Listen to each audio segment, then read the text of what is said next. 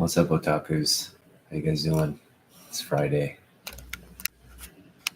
and hope everybody had a great week. I'm going on live we're going to do an unboxing. I'm going to unbox this package here. And we'll get into what this is in a moment. I actually don't have anything to cut this open with at the moment. Let me just, should have been more prepared before I jumped on live, but sometimes that's the way it goes. I think we can just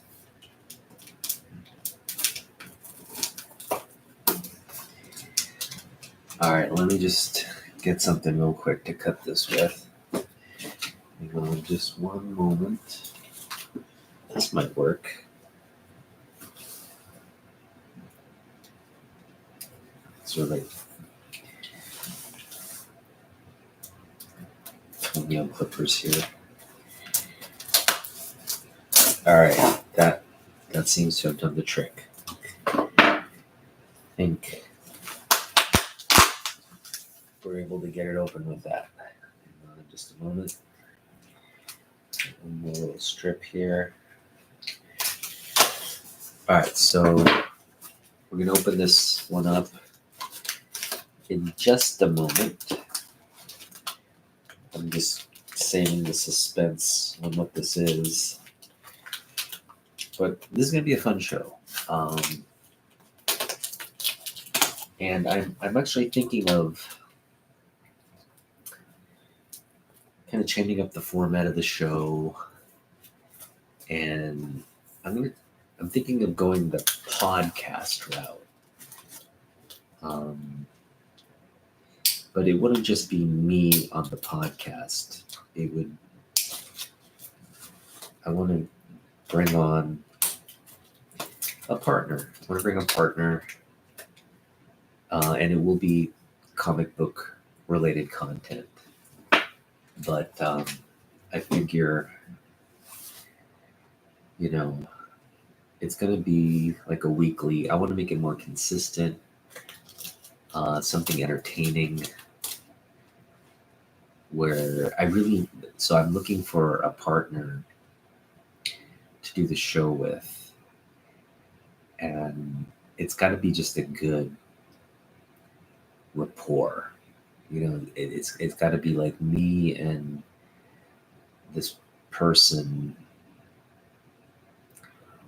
and we just kind of got to be our yin and yang.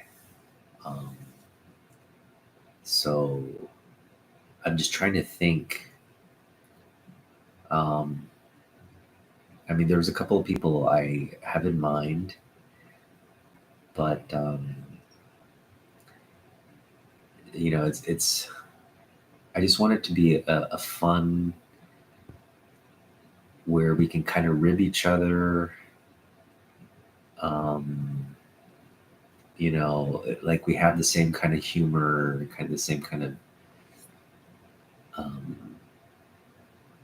Like I don't want it to be I don't want us to be always be agreeing on what we're talking about, but to a certain degree, I don't want it to be like a contention. It has to be like somewhat like we're on the same page on most things, and then maybe we're able to we'll differ on certain things, but for the most part, like we're aligned on the important things, right? Like we both have to like comic books. That's a given. We have to obviously have certain. We don't necessarily have to have the same political views. I don't think that's. But we have to respect each other's like political views. So if you're into like white nationalism, or if you're into like I don't know. I think there's a lot of like if you're into like dictatorships and stuff like that, supporting Russia, Um, if that's kind of your take on politics, then yeah, I don't think we're compatible. But if you're, you know, um, if you're pro-abortion, or sorry, anti-abortion, or if you're, um, like pro-gun, like these are things like we can be maybe opposed to on the political view, but I can see your point for those kinds of things. It's like, um, there's, in terms of policy and where you land on that, I can respect that. That's something I can, you know.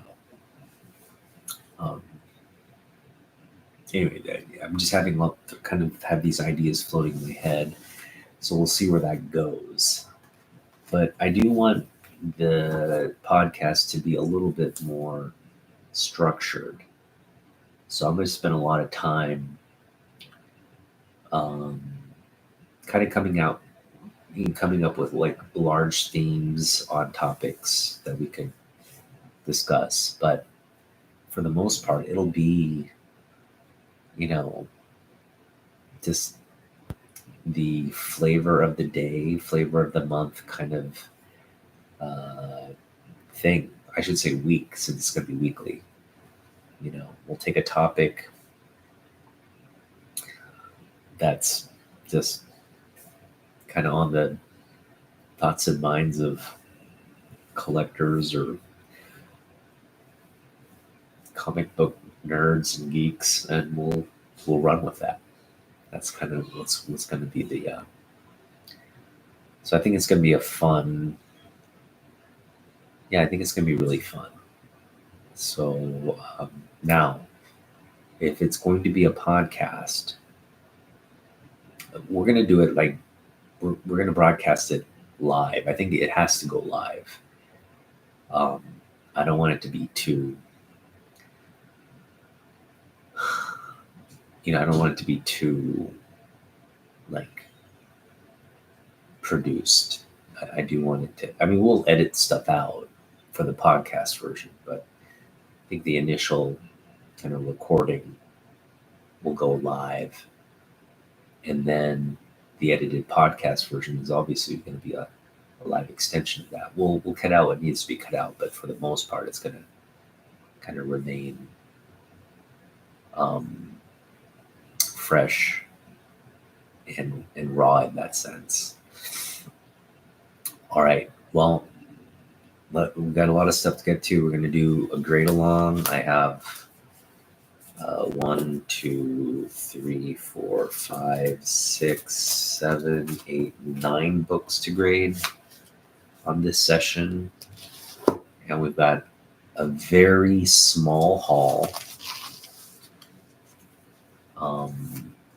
Like it's a really small haul. 2 books. But they're two pretty two pretty nice books, I gotta say. I gotta say my hauls are getting and then we got this package, and we'll get to the unboxing. So first things first. So I went to Half Price Books recently, and I found some books. So I should say these are actually from 2 different Half Price bookstores. I guess we'll start with the one I picked up first, and this was in the South Center, the Tequila South Center Half Price Books. They don't really have a lot of. I feel like South Center, somebody's really got their.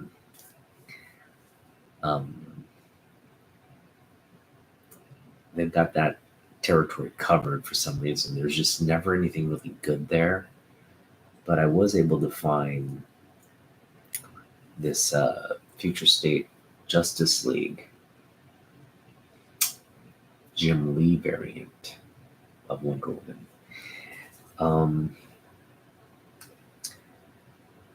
I don't know. I think this cover is not Jim Lee's best. This seems off a little bit, like it was rushed, or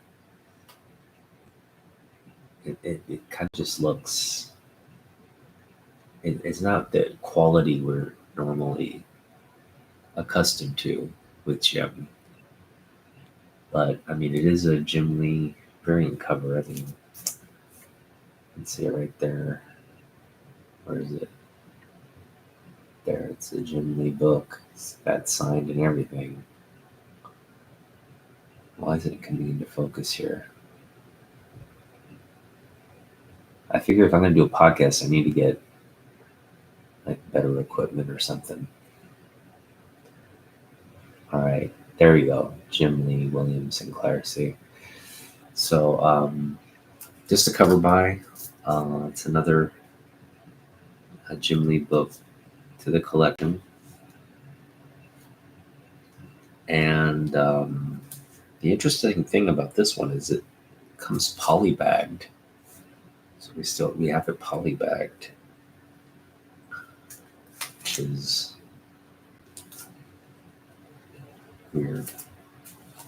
I don't know why such an edition would be polybagged, but it came polybagged. I know some. I know if you do a subscription with DC, I think they come polybagged as well. I don't know if it's one of those deals, but anyway, we got it for. And this is a crazy thing. Both of these books were miscalculated. Or I should say they were misregistered, I should say. Like what's the word I'm looking for? Yeah, miscalculated, I guess, at the register. So this book is $6.99, which is $7, so it should be $3.50, right? It should be $3.50. It charged me $2.99 for it, like $3 for it.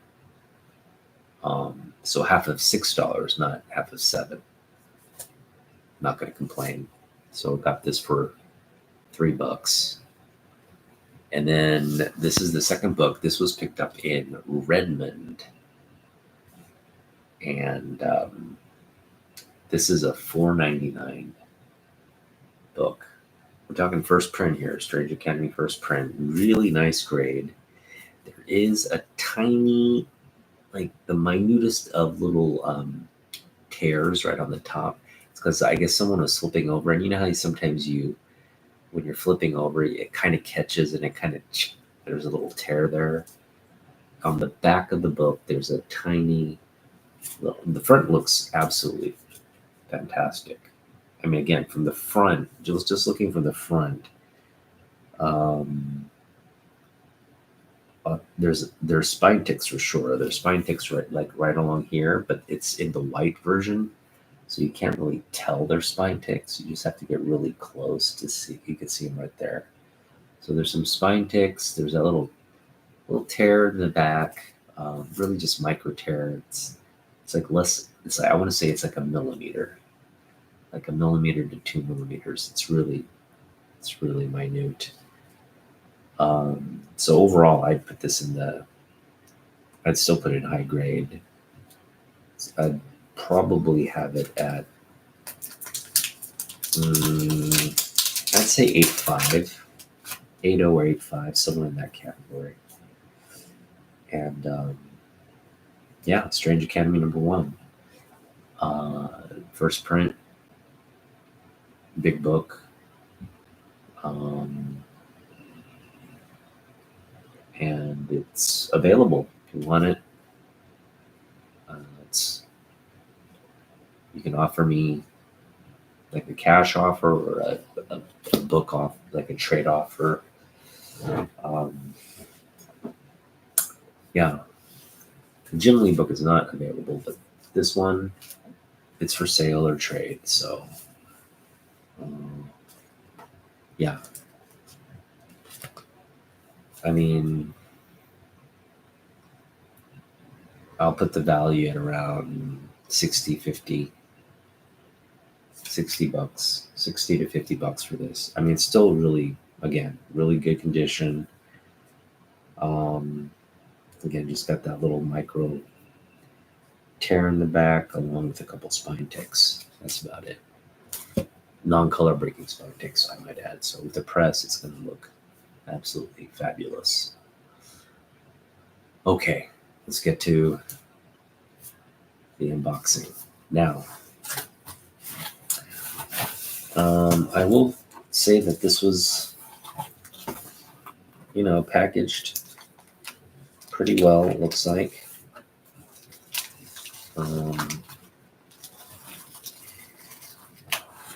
Well, maybe it wasn't. Kind of looks like the bag is. Let's just see. Looks like one of the books is coming out of the bag. It's like, I really hope this is just like some kind of plastic covering that has totally ripped off.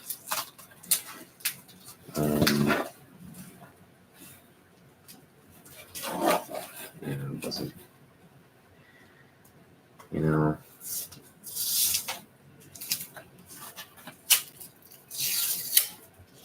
one of the bags is just looks like it ripped. Jeez. All right, well, we're gonna have to get a new bag and board for it, but or at least just a new bag.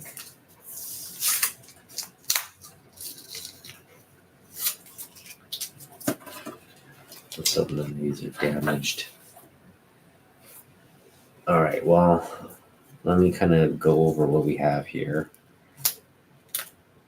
Oops. So this bag is totally just torn. So what I need to do is I need to take it out.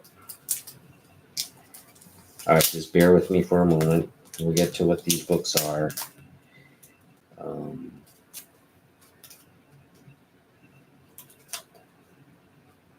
Absolutely.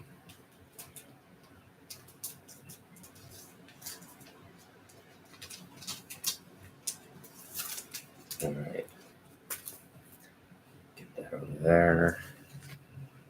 Just need a new bag and we'll get the show on the road here.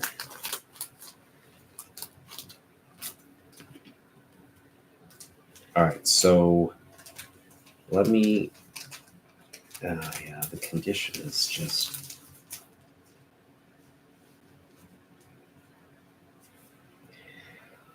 well, what can you do? This guy was kind of, I just had a feeling this guy wasn't going to be the best.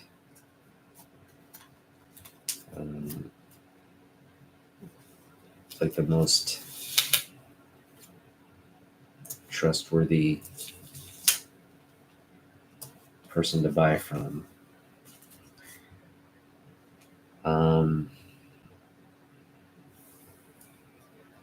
Yeah, I mean, he wasn't. It's partly my fault. Like, I should have just asked about the grades. Like really kind of get a sense from, because he seemed like a comic book guy, but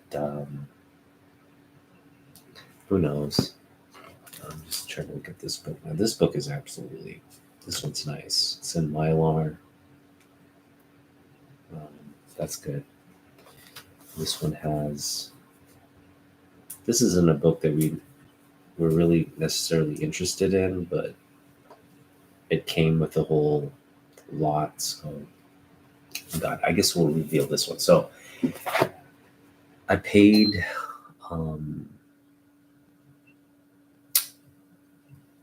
about $35 for this lot of 3 books, and they're 3 signed books. Now, ultimately what happened was, like, I sent him an offer, he counter offered, and I accepted the counter offer. So we landed on 25. This was initially, I think, priced at like 30, but he also charged $7.99 for shipping, and sent it UPS. And again, outside of that torn bag, I guess it was in the condition. Like, first of all, the condition of the book. One of the books is, I should say, two of the books aren't that great. That's fine.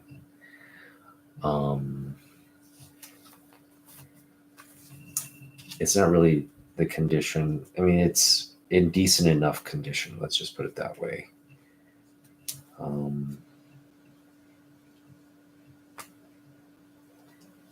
Yeah, this one has a big like crease in the corner here, and I think that's a. Looks like it has some frayed, maybe a little micro tear. I'm gonna have to grade this later, but anyway, we got 3 signed books, for $35. So it works out to about, like $12 a signed book, which in my opinion is really a good deal. But when you factor in one of these books, I mean, it, one of these books is just like a nice thing to have. It's just not like, I'm not a big fan of this particular artist. And this book isn't necessarily, I don't know, maybe I'll read it and I'll become a fan. But what we got was, this is the book that, whether it was in the deal or not, it's not really, I was really only wanting the 2 books. So I figured even at like 15, $17 a book for signed books, that was pretty good, even if I didn't get the 3rd book. But we got this 3rd book. And, it is, again, he's a Superman artist. It's a Superman book. And I just haven't heard too much about this. This is from like the era I collected. But we got Superman under a yellow sun. And it's kind of, it looks like it's like a novel by Clark Kent. Like, it's, I guess, written in the first person narrative of Clark Kent. But again, this is a signed book, and it's signed by Kerry Gamble, who was the artist on this book. And he signed it right here on the inner part of the book right here. And then we got a Clark Kent signature on there, like it's signed by Clark, but it's Kerry Gamble. And this was obviously, so as you know, Kerry Gamble was he's a artist on the run of Superman. He actually had a pretty, decent run there in the 90s. Great artist, don't get me wrong. I act like, oh, I didn't get this for the Kerry Gamble signature and all that. I mean, a part of me was like, like, cool, we got a Kerry Gamble book. But this book is, first of all, it was red. You can see the spine fold right there. It's got issues on the back. And there's like a crease there. So, I mean, it's a signed book. It looks like it's like a reader's copy. I put the grade at like a 7.5.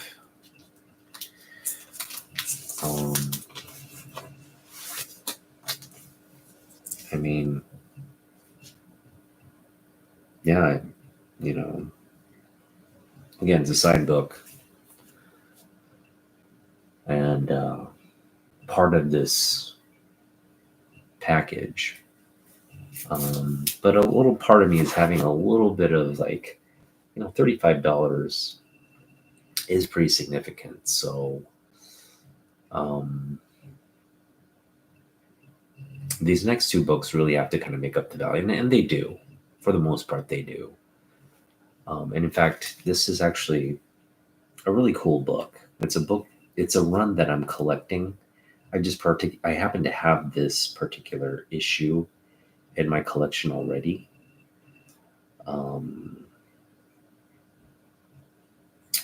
And well, let's show up this next book. This is a book of an artist. I mean, he's probably, outside of Jim Lee, this is the artist most kind of the next best represented artist in my collection. And we didn't have any signed books of this artist in the collection until now. And we got a signed copy, John Byrne, Legends #4. And that's Havoc. I don't know. Wait, what's this guy's name? He's one of Darkseid's like cronies. I'm trying to look up the guy's name. I think it's like Master or something like that. Legends #4.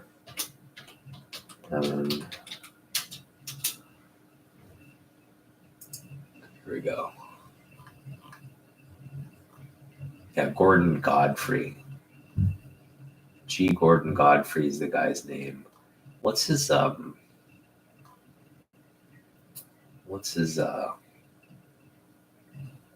he's got like a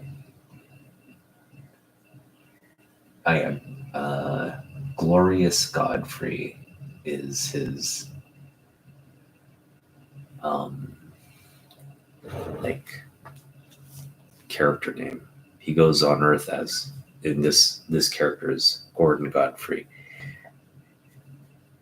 Anyway, great Byrne cover.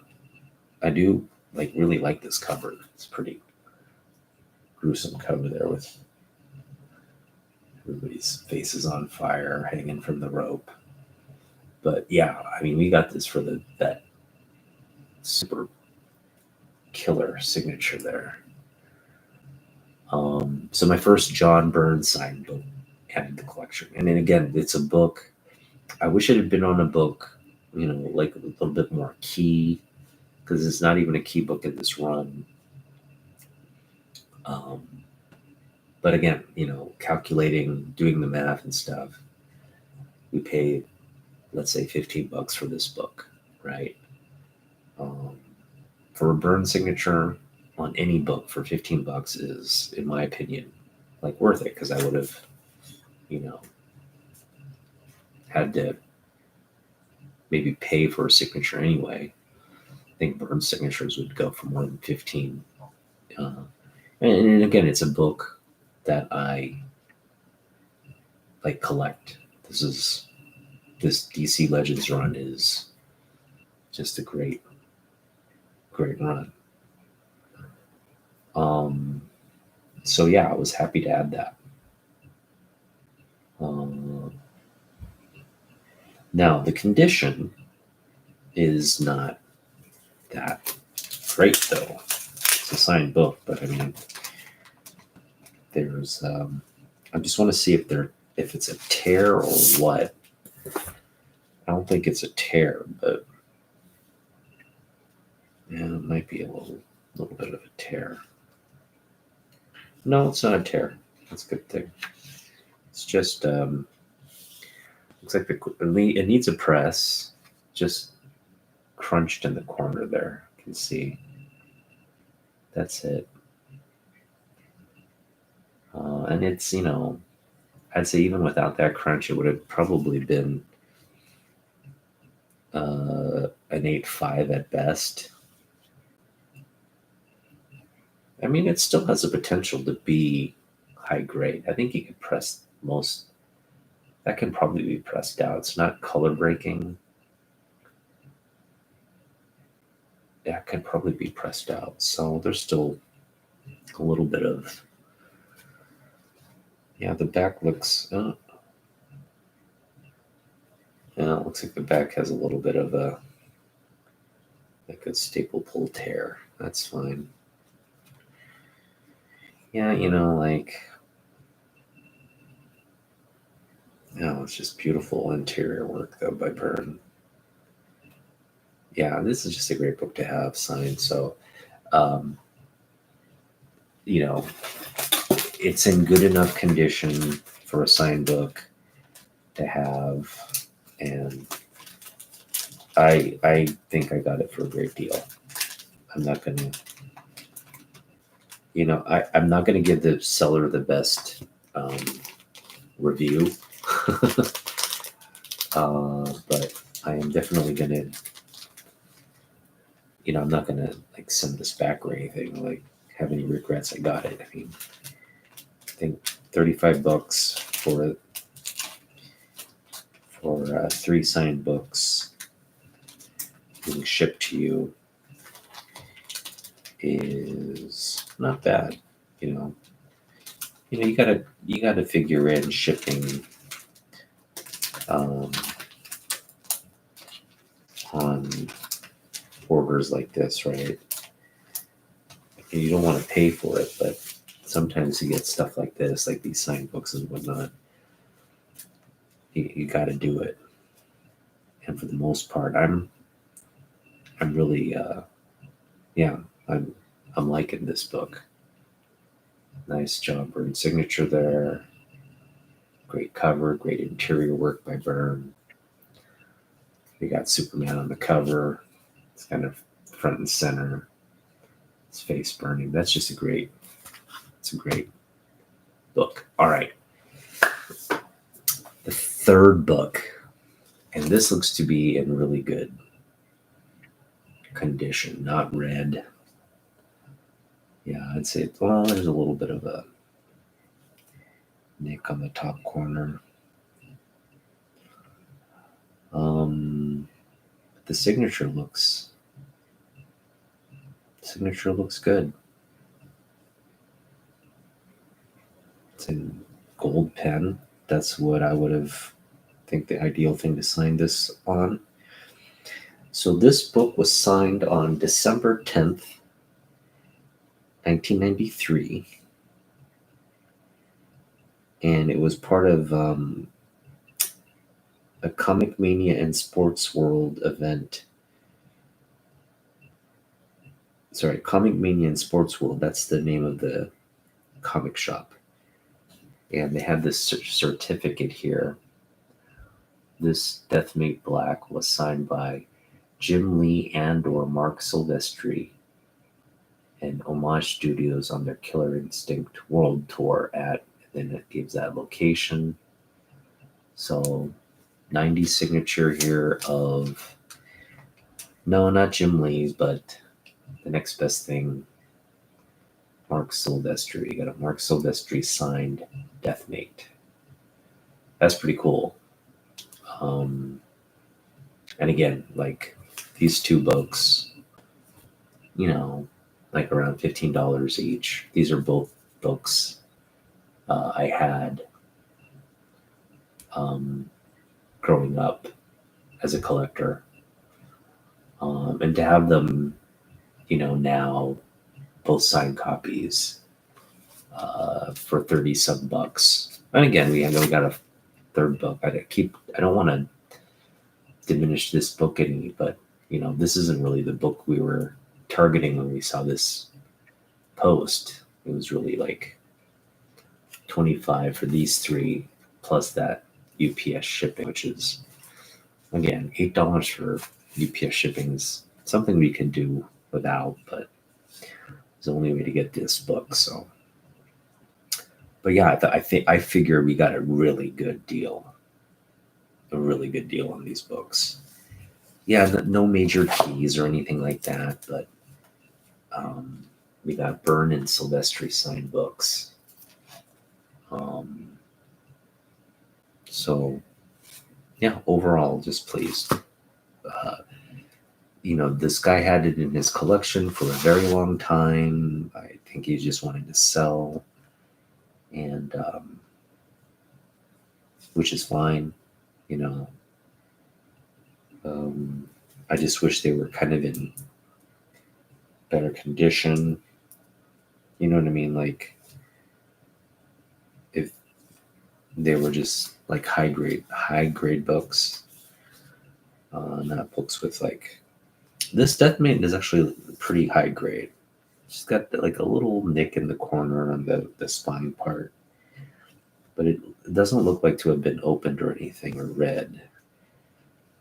So this is, I think, my I want to say sixth copy of Death Made Black. I'm kind of specking on Gen 13. I know I probably shouldn't because Gen 13 is strictly a Gen X thing, and I don't see. I don't know. I figure if they're going to do Gen X stuff, it would be now. Like you'd have to see the Gen X stuff now for it to kind of cycle through like a generation. But it's still part of like DC Gen 3. I mean, I just think there's a lot of potential there, and it's just. I mean, how many times are you going to see Jim Lee and Mark Silvestri do a cover together? Like, it's kind of like, I keep showing off that Alex Ross Jim Lee cover where they collaborate on it, and really has that Alex Ross effect, even though it's Jim Lee doing the sketch. You're not going to see that every day. When they collaborate like that, it's just like, wow. And this, these guys are like business partners, and they come out with this dope ass like crossover cover.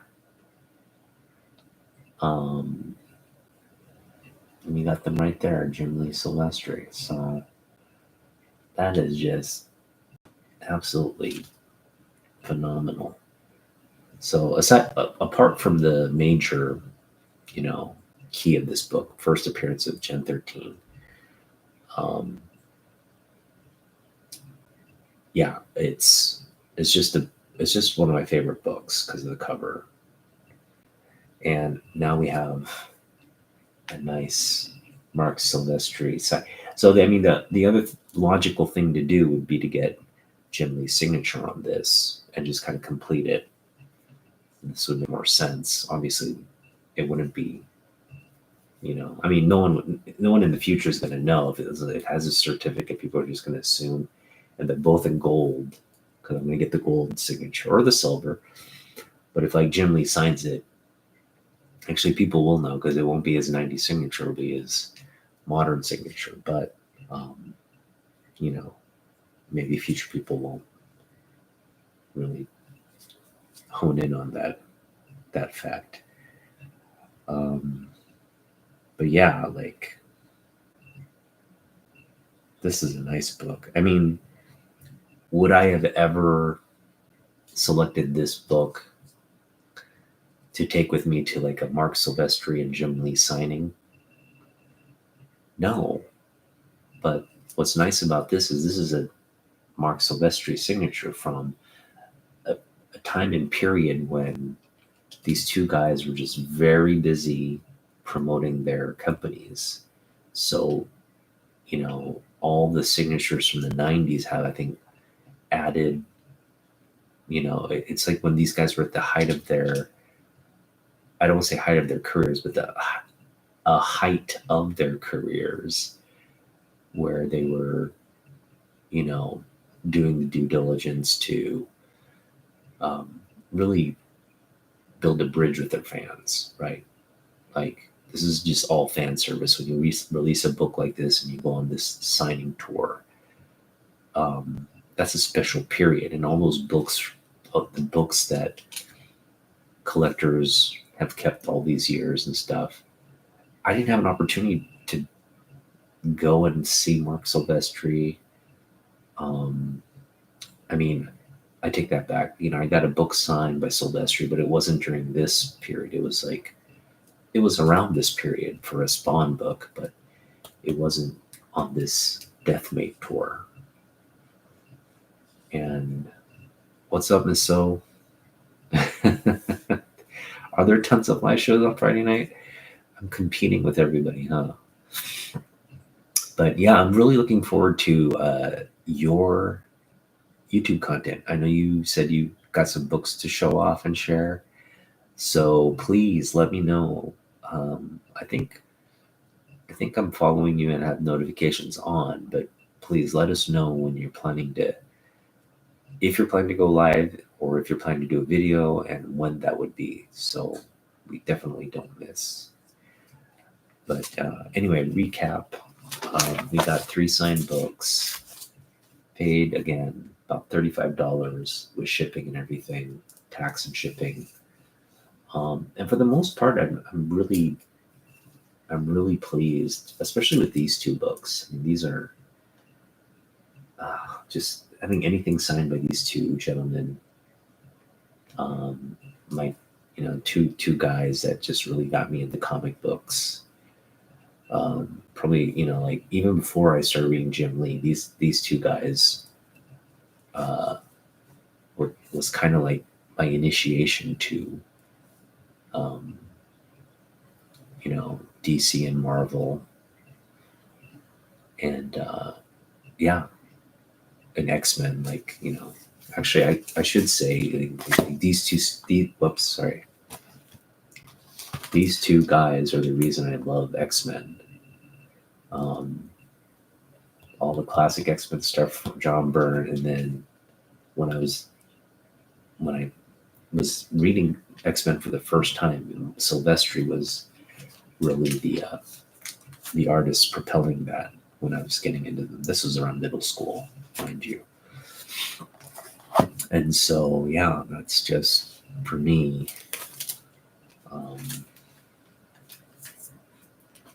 I love having that be part of my history with the books, these 2 artists specifically. So, yeah, nice additions to the collection. Okay, so I think overall it's a good haul. We got a lot of value. This is like $100 book. Jim Lee, signed Byrne. These are all just like keys to the collection. I'm just gonna put this sign. If you're a Kerry Gamble fan, and I know a lot of people are, and again, he's a great Superman artist. I'm sure this is a great graphic novel. Looks to be a great graphic novel. Superman under a yellow sun, and yeah. So, but in terms of like whether this book will stay in the collection, we'll have to see. Yeah, just not a big Kerry Gamble fan. I don't know. There's just like there's a lot of Superman artists out there, but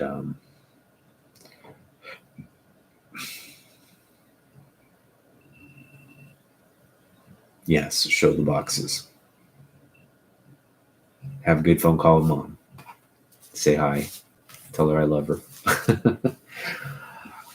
Okay, so let's see here. What are we doing? We're gonna get into some grading now. And a lot of things happened since we last. I mean, I guess not a lot of things happened. It's been about a week. I think I last hopped on Sunday. We did a grading session on Sunday. And there were some announcements, some exciting things coming. And I think the thing that's most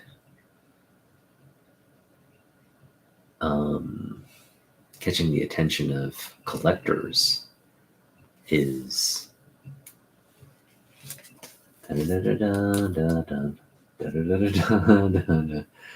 we've got X-Men 97 coming to Disney Plus. And I just got to say, I was not a part of the generation. Like, I knew it was on. I saw it on television, like Batman Adventures, X-Men Adventures, Spider-Man Adventures. There were just all these, like, it was a great time, I think, to be a kid and watching cartoons. Because, like, I think had I been that age, I would have been all over all the comic book stuff, right? But yeah, I was like in college, and I was still collecting comic books, but I wasn't into like getting up and watching kid cartoons. But again, if I were like 10 years younger, I totally would have been, right? So it's like it's a phenomenon or a series that kind of I was aware of, but it wasn't really targeted at me. Probably more targeted millennials, I would imagine. And the millennials are probably the ones that are really like geared up for watching this and riding that nostalgia stream and playing with all the memes and stuff. There's a lot of X-Men 90s X-Men memes popping around. So it's going to be I think it's going to be a fun series. It's going to be a fun time. And again, I have a really high-grade newsstand copy of this that's available for sale and trade. So if you're wanting it, I'll put the value at around, like, it's really nice. Do I think it's a 9.8 candidate? It's got one. It's a 9.8 candidate for sure, but it's got one little issue. And I think that one little issue would just keep it to like a 9, in the 9 somewhere. Maybe a 9.4. I'll show you what it is. It's just like you can barely see it, but there's a little crease right there. The corner breaks color.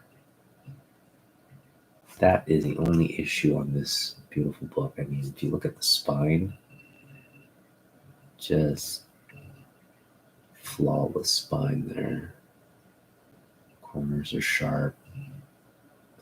On a newsstand book like this, it's just, I mean, it's rare to find a book this clean. Now, it's available for sale and sale or trade, but I also collect the X-Men, so it's not like I'm like not, in a rush to sell this or anything. Like, I don't mind having it in my collection, to be honest. Because really, I think the X-Men series they're introducing now, it's drawing heavily on that 90s vibe anyway. It's like celebrating the X-Men I was collecting and reading, the Jim Lee era X-Men. So in all honesty, like, probably having it in the collection, if I were to sell it, I think I'd have a little bit of a seller's remorse because of what this book represents. But the only thing that would have really made this book is not, it's just like, I don't know. I just think the art would have been better. I know they were trying to mimic the art style of the series, which wasn't the best animated. Like, the animation they got in the reboot is really nice. It's a lot more detailed. Better quality, definitely, in the reboot. But I just wish they'd had like a Jim Lee caliber artist, or Jim Lee on this book. If he had done the cover for this book, it would just be, of course, it'd be a different series. If Jim Lee did the animation for that series, it would have been off the chain. But he did not do the art, for he was busy doing other stuff on his own books. But yeah, it would have been weird. I mean, it would have been an interesting dynamic had Jim Lee and all the, like Todd McFarlane, all those people worked on the, I mean, if they had taken their comics and made that the, transferred their artwork into that series, into those series like Spider-Man or X-Men, I mean, that would have been a completely different, cartoon. Just kind of one of those what ifs, because Marvel was organically growing, and that licensing, they're getting into cards and all kinds of stuff. They're just promoting the heck out. DC and Marvel both are promoting the heck out of their IPs. You had Batman and Adventures, you had X-Men Adventures, just like kind of competing interests in that morning cartoon space. And it just would have been interesting to see Jim Lee's X-Men Adventures, or like Todd McFarlane's Spider-Man Adventure. That would have been, I think, just on a different level of like making, creating that bridge between comic books and animation and film. All right, well, we're looking forward to that. We're really looking forward to X-Men Adventures, and we're going to get into some Superman books. I'm going to grade some of these things and bring you along for the grading. All right. So just going to let the camera kind of focus. What did we bring up here? All right, so we're going to start here by grading Superman 300. This is just a favorite book in the collection, and we have 2 copies of this. This is an origin story. We have 2 copies of this particular book, and I actually named the video Crotch Rocket because we're going to feature some crotch rockets on this stream. Now, I have 2 copies. I have actually a better, higher quality grade of this book. And then we have this sort of like lower grade book. This has several sort of major issues. We've got, on a black cover, I might add, we've got like creasing here, a lot of creasing here, big crease actually.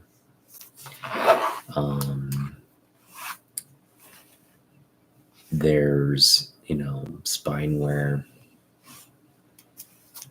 So, right off the bat, this is,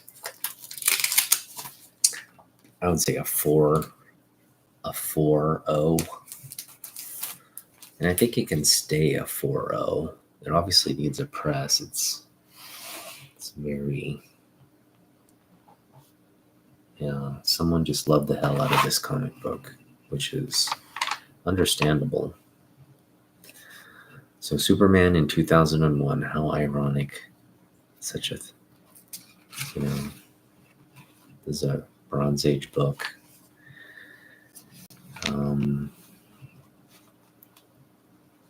But yeah, it's an origin story book. Got some other stories here mixed in.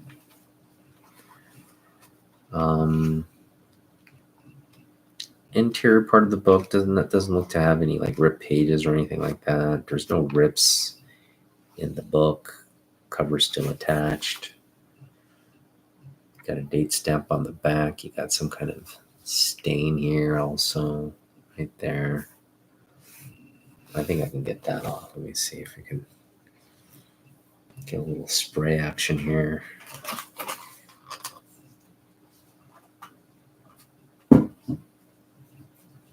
All right, so I think we can get this. I'm hoping it just comes off. Yeah, some kind of caked on. Oh, there it goes. Boom. That wasn't hard.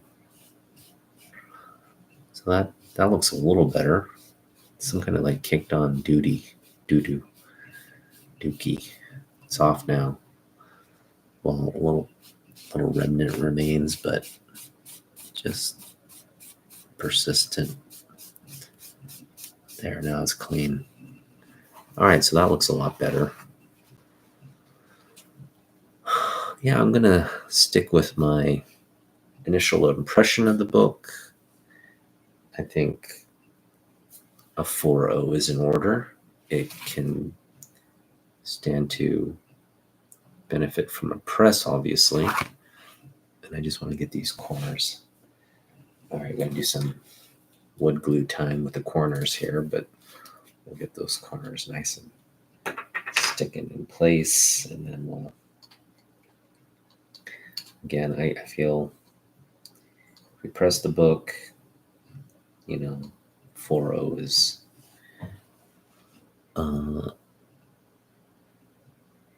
a very, very,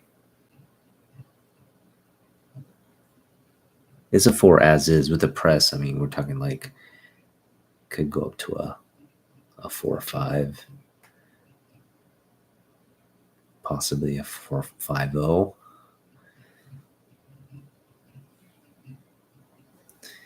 I just want to make sure.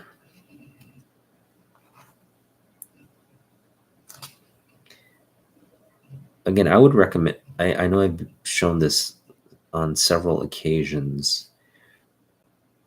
Get wood glue on things like that. Like if you want to hold the position of like a corner crease where you don't want it flapping up and causing issues all the time, do what I do. Just put a little wood glue on there, let it dry so it doesn't stick in the bag, and then it's still going to be able to get that.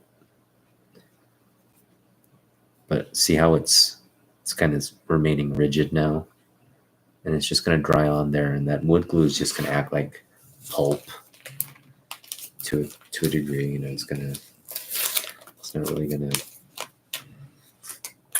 stick and cause issues. I do want it to dry though before I put it back in the bag, so it's not sticking to the board. Just going to dry it with the board real quick. That should get it nice.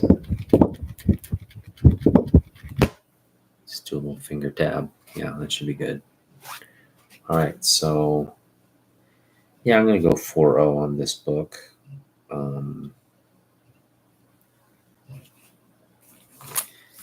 It's again needs a press.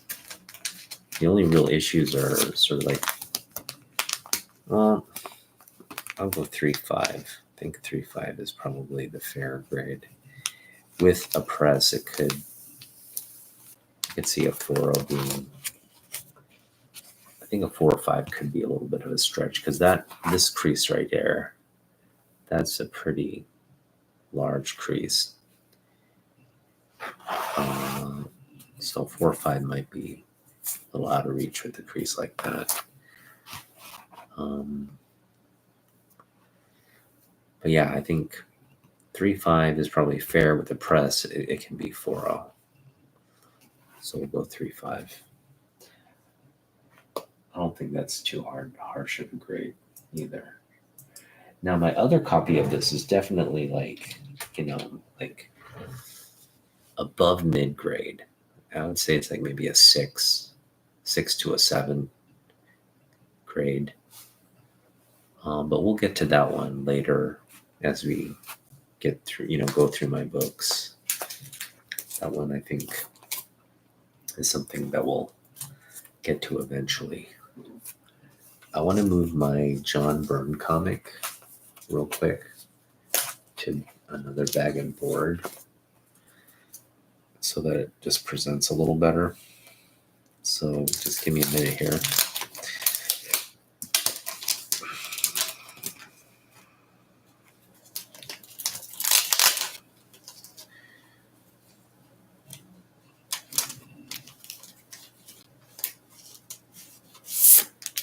All right. Just give me 1 minute here and we'll be done. Boom. All right. I'm going to put this little signed by John Byrne sticker over here. And we're done. Just want to show the book off. Yeah, such a beautiful book here. Boom. I love that big. Love the big signatures. Love big signatures. All right, now we're going to put this bag and board back together again. And have it ready for another future book.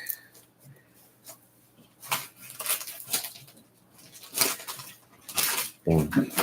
All right. Looking good. Looking real good. Looking real good. All right. We're back to grading. Superman. This is just a great Mitzel pick club cover by Ross Andrew. Another one of our favorite Superman artists. Definitely a Ross Andrew fan. I think I got this book for I want to say I got it for $1 at the time. Or I got it free. It was part of I'd bought a bunch of books and I think they threw a couple books in free. This might have been one of the free books. So, didn't pay much for this book. But I was glad to have it because it was, Mr. Mitzel. People say Mitzelplick. I always understood it or read it as a kid to be Mitzelplick. But however you pronounce this guy's name, Mitzelplick, it's he is definitely just one of Superman's. You have to get him to say his name backwards, like Cultipusixum, and for him to disappear from the dimension. But he always pops up here and there.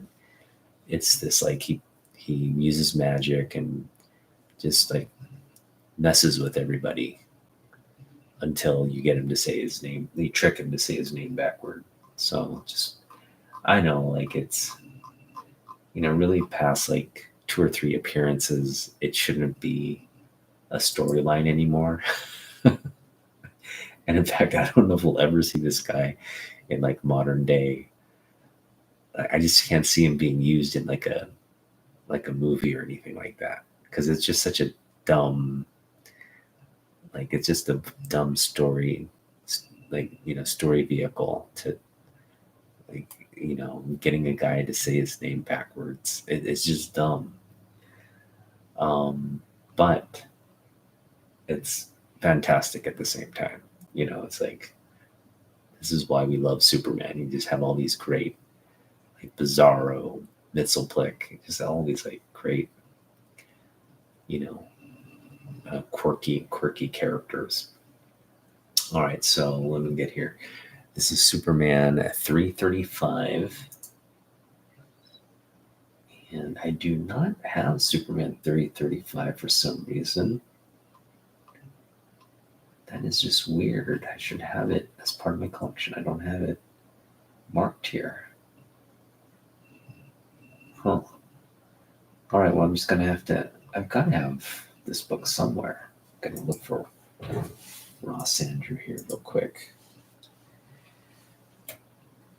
And Andrew, let's see. All right, so we got World of Krypton, we got World of Krypton, we got World's Finest, World's Finest, World's Finest, Action Comics, Amazing Spider-Man, DC Comics Presents. That is it. No Superman, huh? Well, we're gonna have to add him. Superman 335 here.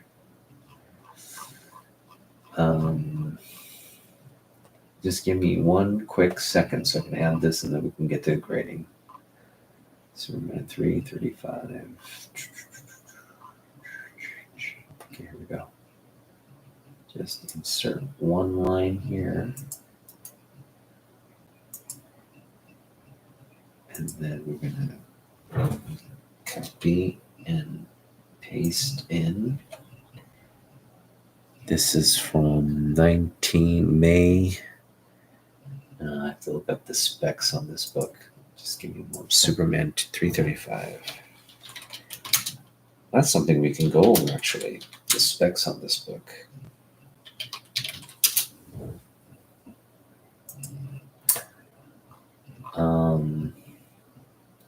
So the book is called Mitzelplick, spelled backward is Touble. Great Mitzelplick cover there. Again, Ross Andrew, Dick Giordano on the cover. Interiors, we have Kurt Swan on pencils, Frank Chiaramonte on inks, color Adrian Roy, writer Martin Pasco. Okay, those are the specs on this book. So I'm just going to fill that in here. And this is from what? May of 1979.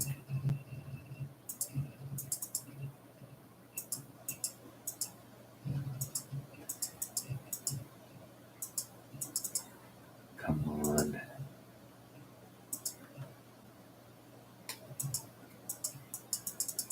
All right, there we go. Sorry about this. Just Google Sheets is just sometimes the worst to work with. It's just so slow.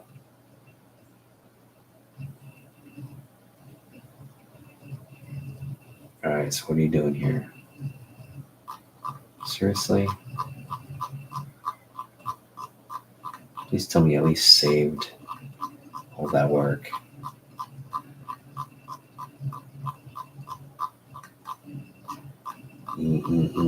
Superman, there you didn't save. Oh, you did. Okay, so 335 newsstand. We got 1979 May.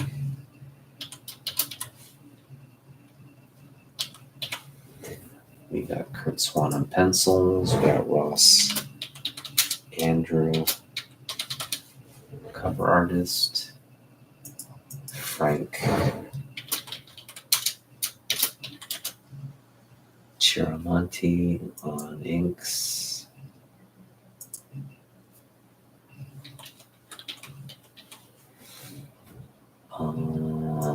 Writer is Martin Pasco. Pasco, I should say. Martin Pasco. And this is a Mitzelplick. All right, so let's get to this book.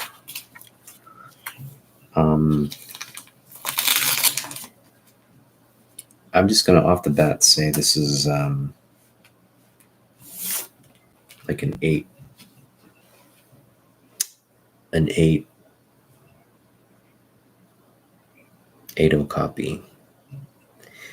There is an issue though. There's like you can probably see it. There's just a sort of spine curl. There's like a curl to the book. This is just when you like stack books and keep it in a stack like this, they tend to like the spines tend to kind of rise up, and then it creates this like artificial like raise. So this book looks to have been pressed. I mean, it's presenting. Well, no, I mean, it wasn't pressed because there's that spine curl, but and it's actually a really decent. I mean, could use some eraser time here, but for the most part, you know, I'd put this at a solid 8.0 copy.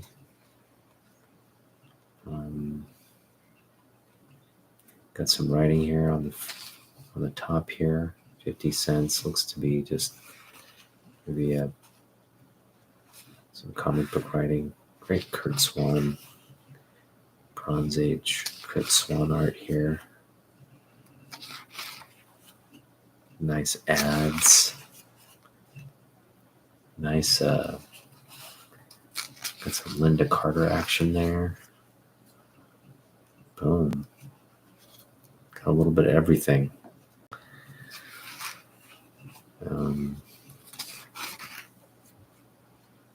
Superman, the movie ad there. It's nice. It's just a nice little, nice little Superman book. Nothing key or anything like that. Just good old fundamental Superman book. Yeah, you got a Mr. Mitzelplick appearance here. Great cover art, Ross Andrew cover art.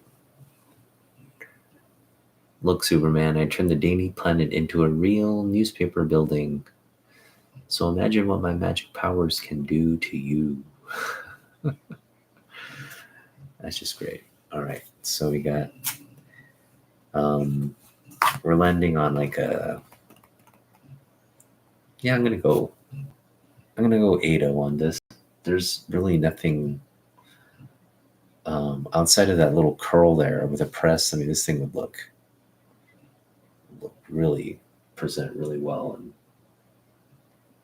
be a higher grade, potentially higher grade. That's the only thing on this. Just again, there's just kind of like this, you know, sort of like rounded corners, but outside of that, and just some aging. But overall, like nothing. Everything's a little minor. They're very minor issues on this, so I feel confident giving this an 8.0.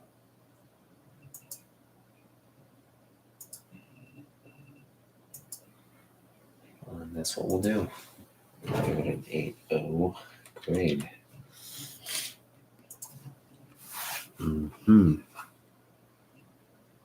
Yeah. 8.0 grade. Perfect. All right, now we're getting into some other stuff. More Ross Andrew goodness here. We've got the World of Krypton. This is another run I actually want to finish. I actually want to get like this entire run. I've got issue 1 and 3. I think it's just a 3-issue run. I'm gonna have to check again. You know, it doesn't have to be in high grade. We're not wanting World of Krypton to be.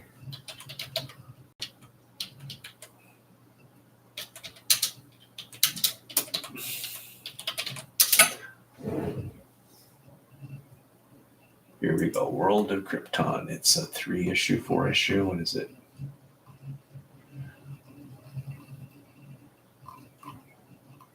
Yeah, it's a 3-volume.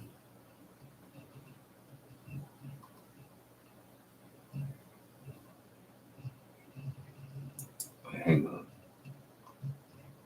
Yeah, 3 issues in the run. So we're 2/3 of the way there. I just need issue number 2. And we're not looking for anything, you know, we're not wanting everything in high grade. What we're wanting is just for it to be decent. So I'm going to take this first book out. This one has some issues. Not gonna deny that. We've got corner creasing here. We got corner creasing here. We got a couple like longer creases. They break color. And then we got some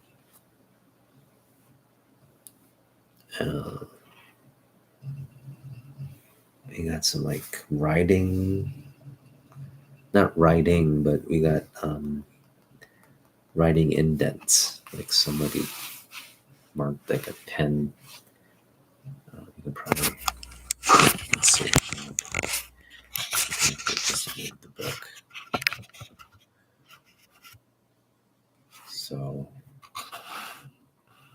let's see here. Sorry about that.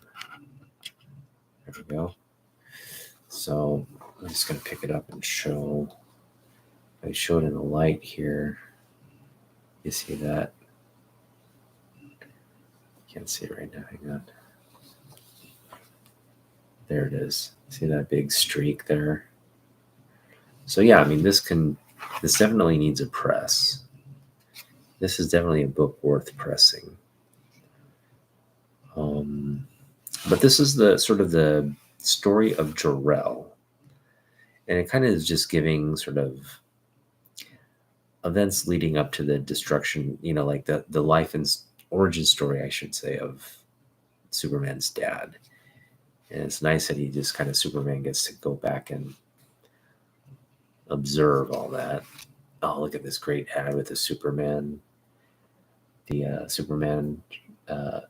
ship. I had the die cast of that. I remember having that and just being like, it was like my favorite toy. My favorite toy as a kid. Wish I'd still had it. So yeah, just like kind of the life and times of Jarrell. Hang on, we got some pages here to unfurl.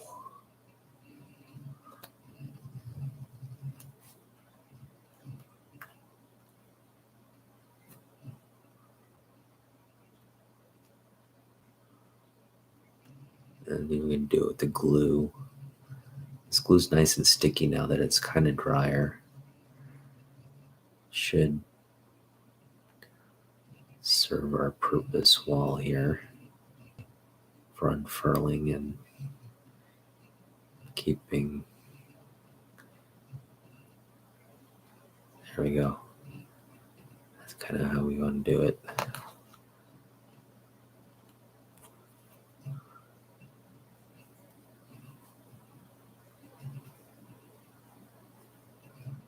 There we go. All right. Back to what we're doing. I do not want that page to stick though. There we go. Don't want that corner to remain out either. There we go. All right, so we have some pages to unfurl.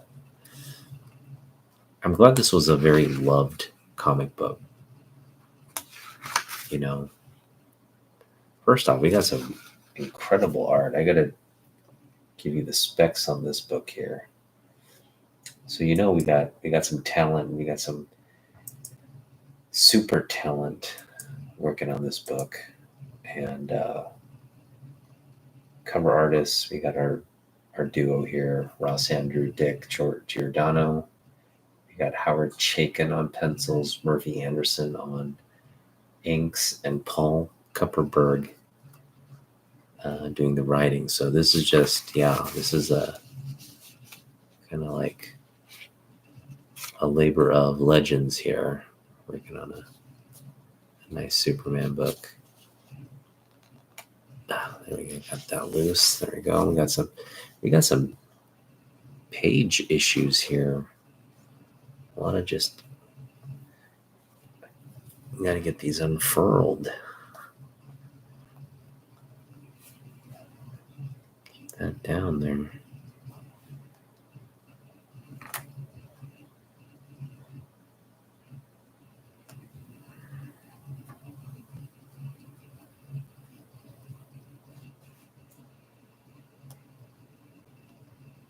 There we go.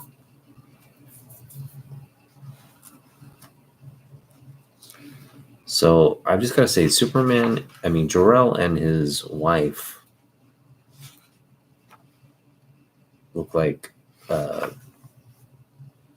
Clark and Lois. I mean, it's just, I don't think Laura is the name of Jor-El's wife. I think Laura was like, wasn't she a redhead in the movie? And anyway, they made her look like Lois, it looks like, here in this origin story. They get married. Boom. So that was nice. Okay, the grade. Well, this book definitely needs a press. You can tell I didn't really, I got this book, I think, out of the dollar bin or something. Maybe like the quarter bin, or it didn't pay a lot for this book.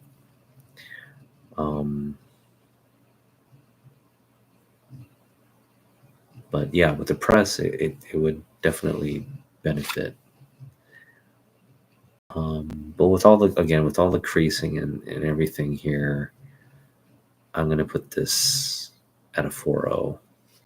I think that's fair. I mean, nothing, just definitely needs a press. And yeah, we're not going to go any higher than that, I don't think. All right, so we'll leave that there. I'm going to get this next book out. Now, this next book, this one is super high grade. And this is like it really looks like a modern, it's so high grade, it looks like a modern book.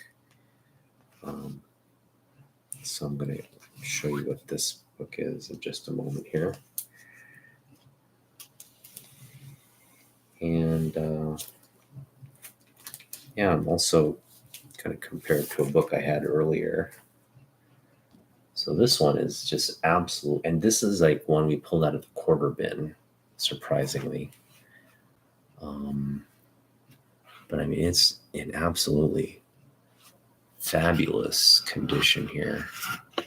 Let me get you a good look at this book here. All right, so hang on, let me get this aligned. There we go. All right, so we're talking about crotch rockets, and Ross does an homage to Kurt here.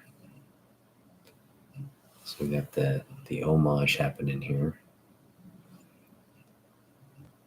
And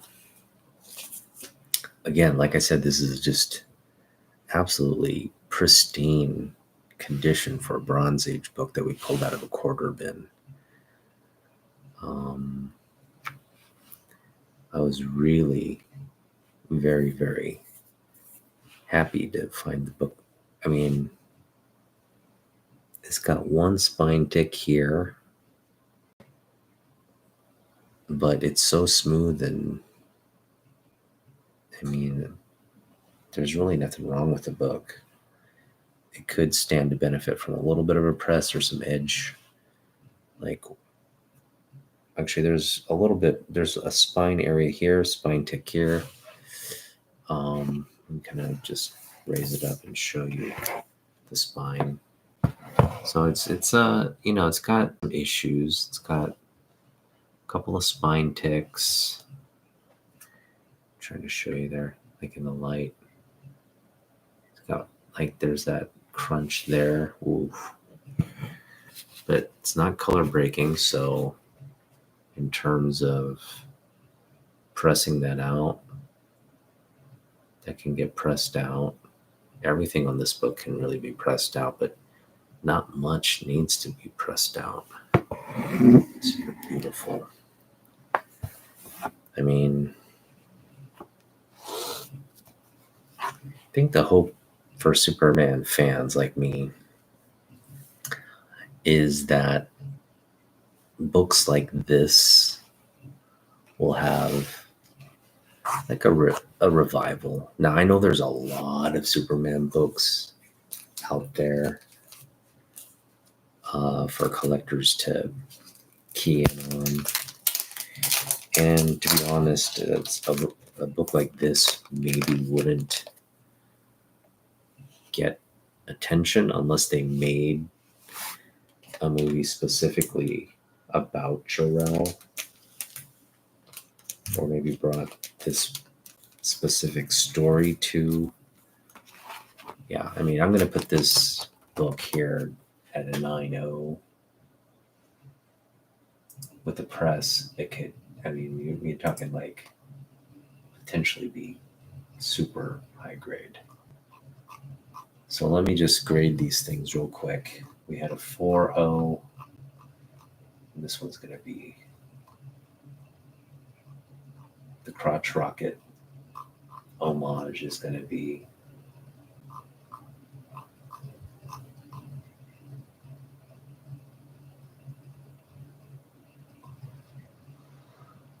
we're going to go 4.0 and 9.0. Well, 9.2. We'll go 9.2.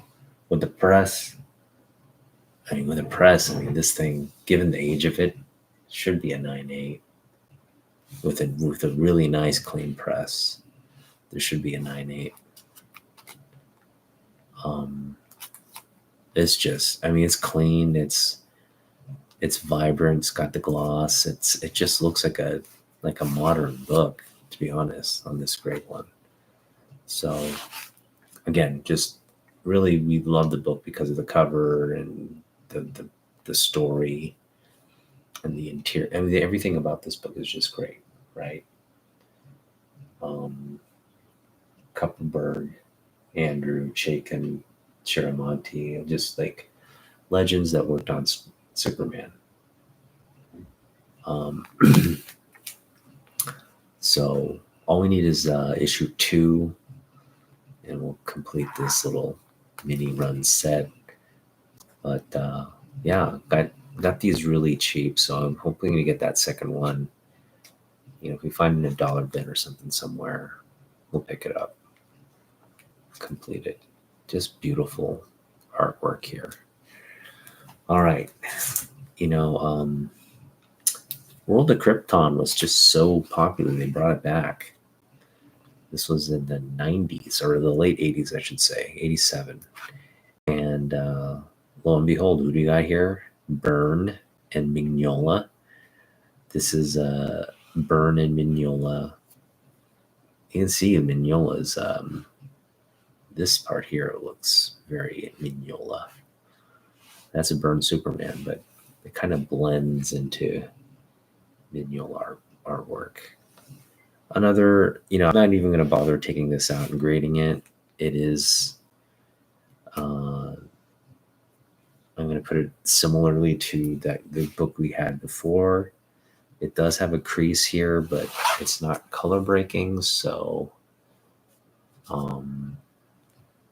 with the press, it's going to press out, and it's going to, again, be high grade. So I'm going to put this at like a 9.0 on this one as well. I mean, with the press, it's going to be higher. But as is, I'd say it's a 9.0. I mean, I would say it's an 8.5 because of again, it is a crease, like technically, but a crease that can disappear with a nice press. So just in the assumption it gets pressed someday, we're going to keep it in that 9.0 category. Yeah, again, some Byrne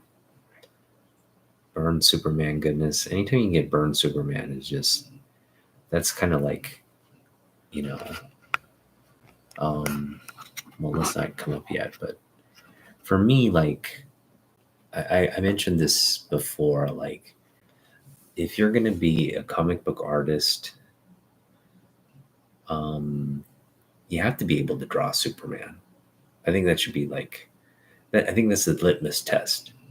You know, there are certain characters like, you know, you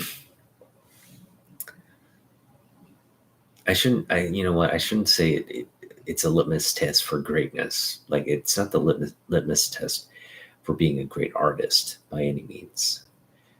Because Peach Momoko, her style, like, she's a great comic book artist, probably one of the best to ever hold a pen.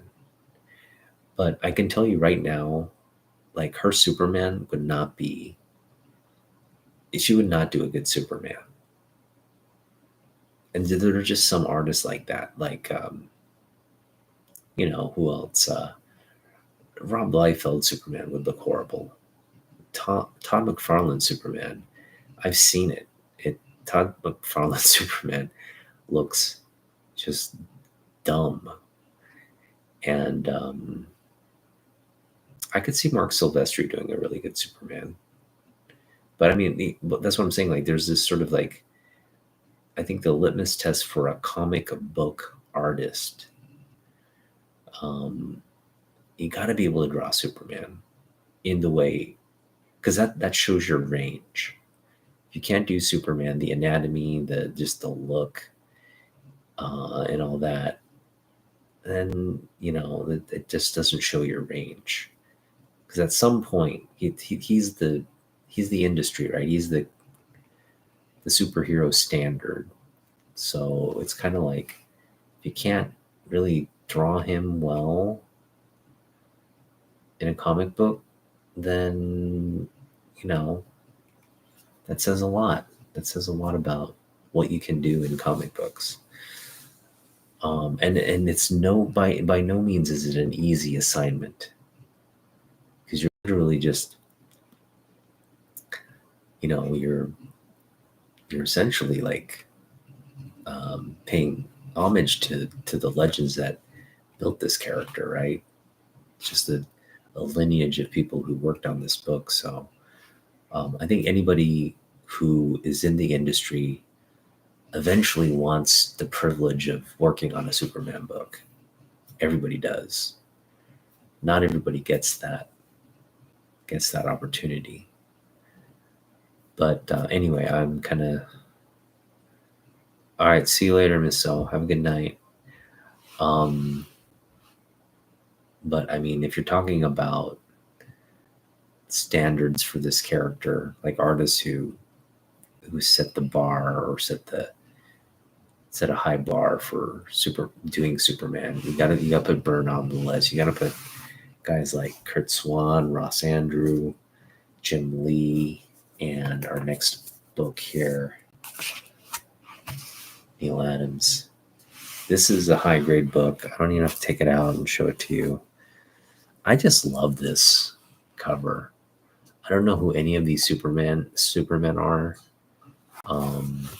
but it's just like, you know, Neil putting the red underwear back on Superman in the modern, you know, in 2016.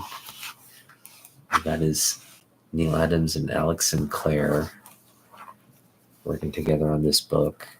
You got some Supermen, and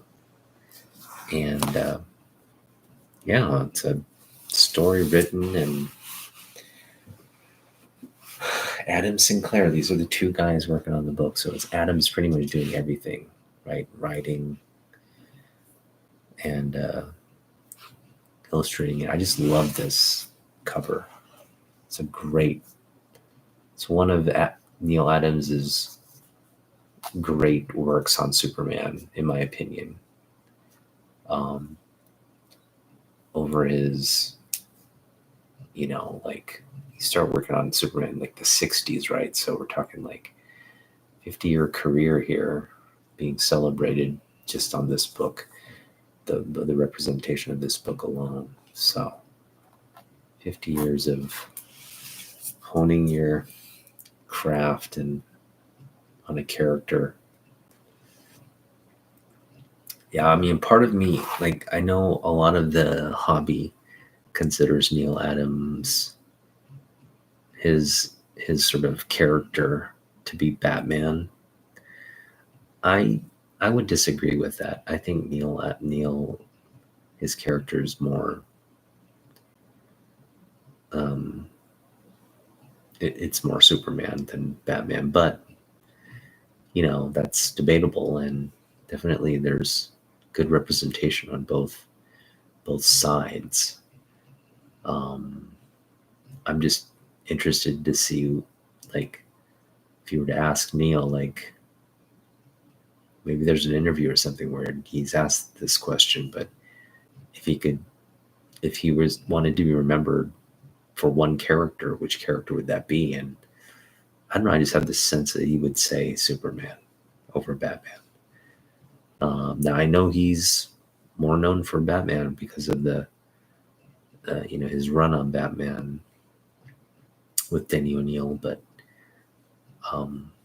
as an artist, I'd just be interested to get his take. But anyway, this is just, for me, again, a real nice addition to the Neil Adams collection here with this beautiful. I mean, you take these like Supermen out of the frame, just looking at the illustration here, the belt and everything. That's just goodness right there. That's goodness. I mean, that's a suit you could bring right now to the movie and just appease everybody, right? You could bring literally bring this design as the Superman Legacy suit. I don't think anybody would have a problem with that. I wouldn't. All right, so we're going to put that grade at we're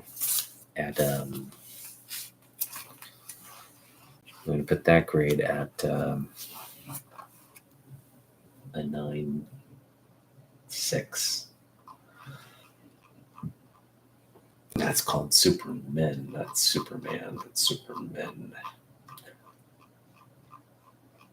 All right, I think we've got 3 books left.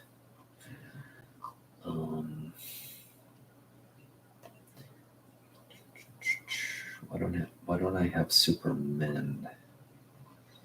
I should have Supermen in my list here.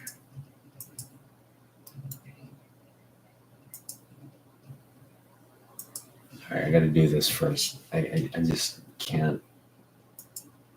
I can't focus on anything else unless I get stuff like this out of the way. So let's see. Oh, it's the coming of the Superman. Do I have that even?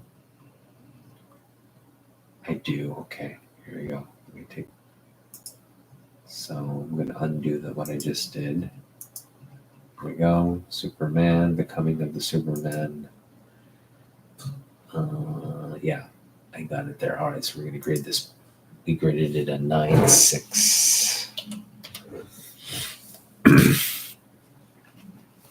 All right, so next book.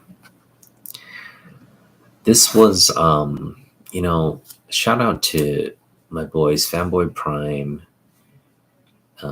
Neil, and Trev, the shipping guru. Those guys recently did a feature on Kiss covers, and Trev kind of did like a Valentine's Day video on the Kiss covers in his collection, and man, he's got some classic covers, all of which I want to get. But it was just a fun thing to do. Like, I think Kiss covers are, I think to some degree, I collect Kiss covers as well. Because I mean, I could not pick up this one. This is Superman and Wonder Woman's first Kiss cover. I think it's their first like romantic like it's the first reveal of them having any kind of romantic. I mean, I may be wrong in that. I may be wrong.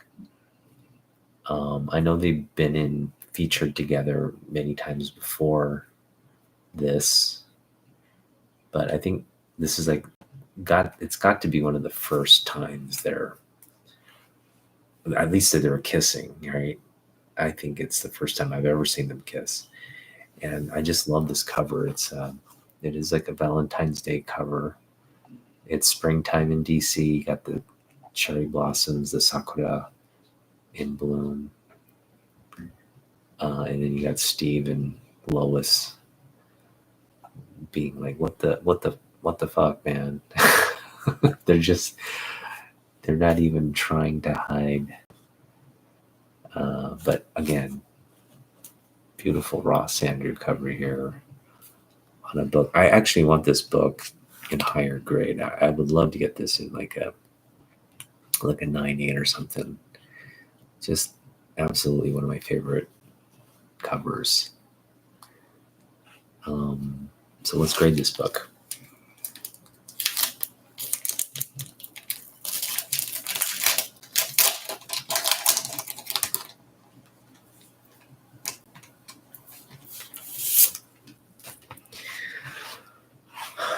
It's got issues. We've got rounded corners here. We've got another rounded corner here, kind of like a corner dent. Looks like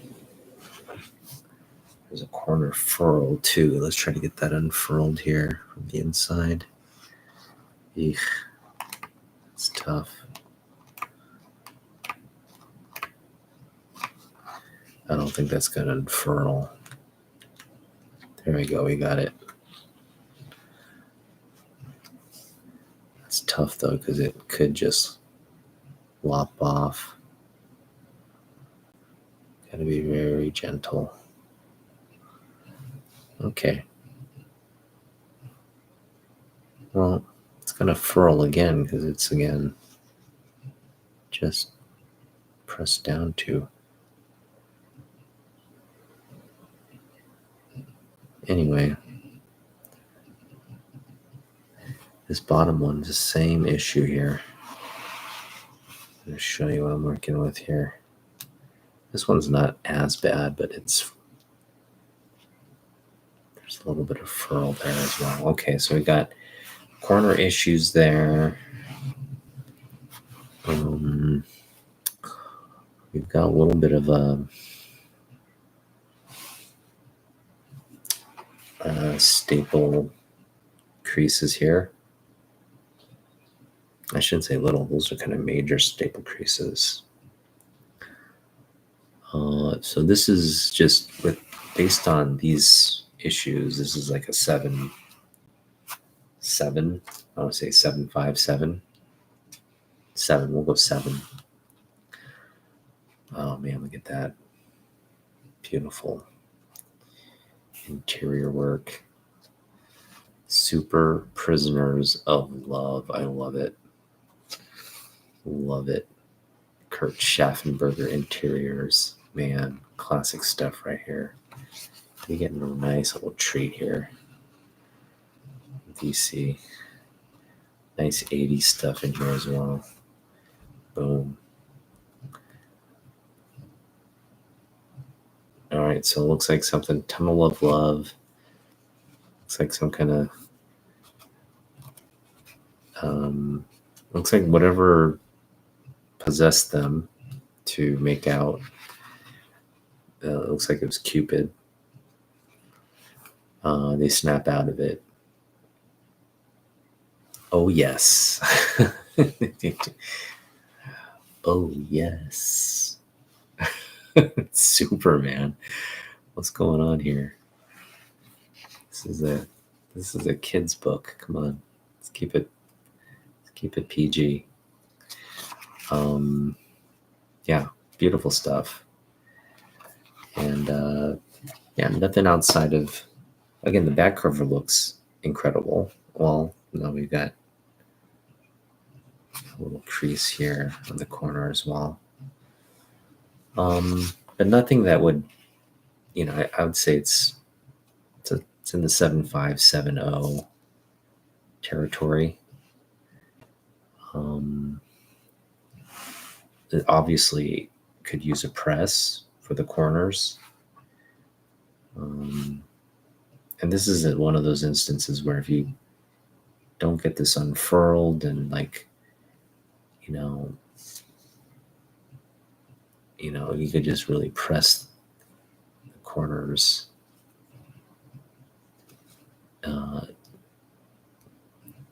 You could just really press the creases into those corners permanently is what I'm trying to say.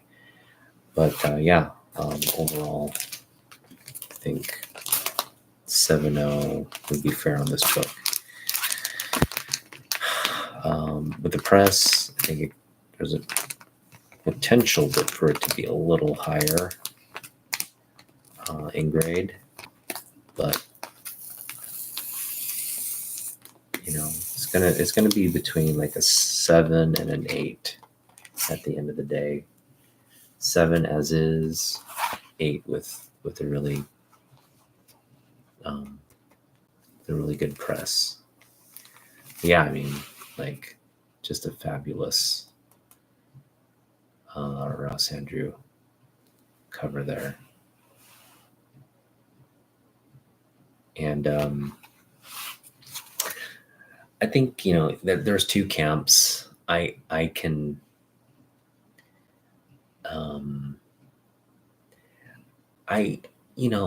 ultimately I do appreciate Lois and Clark's relationship. It's a very human relationship, right? These are two, like, Clark was raised to be a human, so his human identity, it's like, it makes sense that Lois would be with Clark. But if we're talking about Kal-El, like if we just focused on Kal-El the Kryptonian and Kal-El's story arc, like if he's to really like embraces Kryptonian culture, where he came from, who he is, the power he that he holds in on the planet Earth, then it makes Wonder Woman makes more sense, So it's just a nice little like a contrast, like you can see Superman as, like there's his human half, and there's this sort of like Kryptonian trying to figure out his place in the universe. A legacy, or I guess the legacy of his parents. He's the living legacy of his parents, but there's also this sort of like, I'm the last survivor of my race, right? So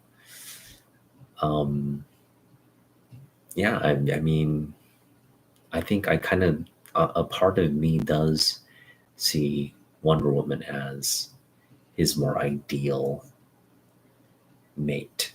Now, that's nothing to do with ideals and all that. It's got everything to do with, like, that spark, how you meet, how you develop your relationship over time. All those things like really build upon, and I shouldn't say build upon, but just build that structure of, or that emotion of love. So in that sense, yeah, Clark and Lois love each other, and I think that's how you would want to see in the comic books, at least. Obviously, these were real characters. If they're like, if we were to take them from fiction to the real world, like Lois would die in 70 years, 70, 80 years, and Superman would live much longer, given that his cells don't age as quickly. And in that instance, you have this heartbroken widower, and then, I think when Lois passes, he's gonna, you don't want Superman to be alone, right? You want him to move on from that pain of losing someone and find romance again. So just putting that, like, don't hate on Wonder Woman. She's not the bad guy, but potentially because we all love Superman. We want him to be happy. I want him to be happy. So if that means, hooking up with Wonder Woman after Lois is gone, I don't see why anybody would be opposed to that. All right, we're going to end with some Wonder Woman here. We got some Rick Buckler and action here. This is also a really high-grade book that I found in the quarter bin that has just a few minor issues. I shouldn't say minor. It's got actually a fairly major issue, but you can see we've got this is my fault, by the way. I tore this. I got this book. It was actually really, like, again, out of it was sitting there raw in a quarter bin. So you're going to have spine issues here. Spine issues up and down, but nothing terrible. I'd say with all the spine issues, it's already at like an 8.0, maybe a 7.5. And everything else really is just fabulous, except, again, there's a little bit of a corner that came off, rounded. This is rounded as well. But here's the thing that is the biggest issue here, and that's this. You can see it right there. It's a rip. It's a rip, and I'm not going to flip it up to exacerbate it, but just know it's a rip. And if I were to flip this up, it just curl up. I'll show you kind of the inside. You can see it right there. There's a good angle of how it's ripped. But yeah, I mean, man, Larry Hama is the editor on this book here. We've got Vince Coletta, Jose Delbo, rest in peace, Jerry Conway. I mean, come on. This is just industry legend, this stuff right here, this DC book. I actually would love to pick up more Wonder Woman. You know what I mean? Like Bronze Age Wonder Woman. I'd love to pick up Silver and Bronze Age Wonder Woman. It's just, my collection would grow too big if I did that. So I have to purposefully, like, limit myself to picking up Wonder Woman, even though I just love the character.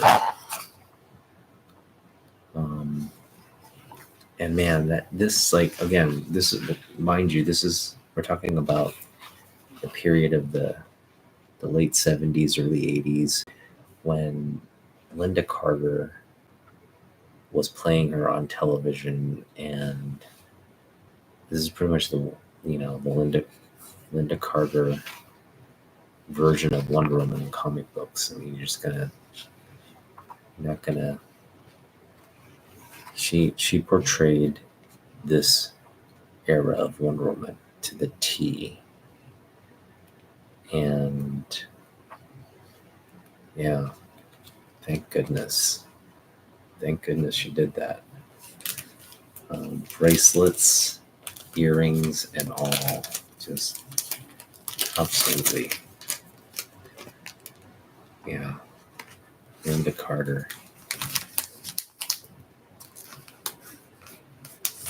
Yeah, I mean, they just don't make them like Linda Carter anymore. I think Linda Carter is just like in a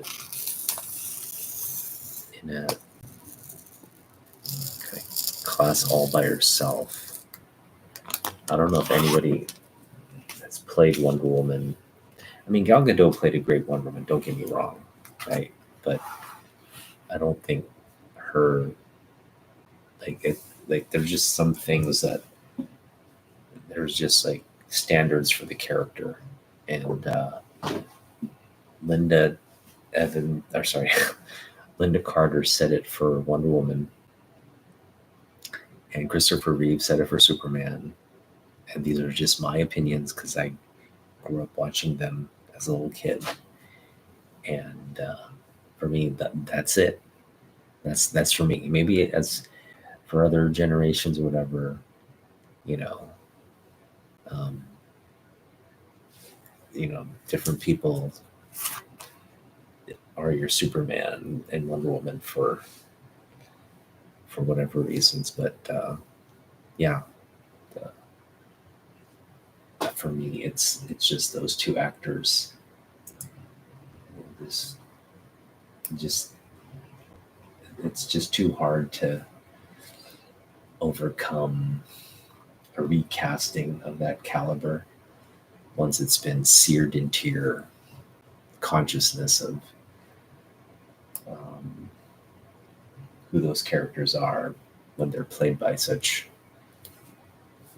like great uh, acting talents as Linda Carter and Christopher Reeve are. All right, so back to the grades on this. I think we went 7. No, what did we do on this one? We went 7.5 on this one. Yeah, we went 7.5 on this one. Let me just put that in the books here. DC Comics presents number 32.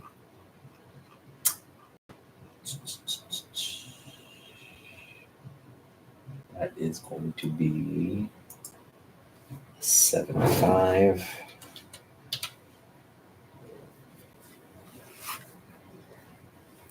With a press, right? With a press.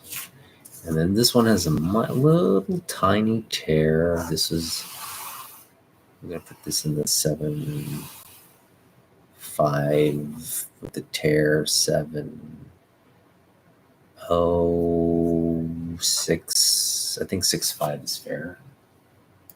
The Wonder Woman, we'll put that at 6.5.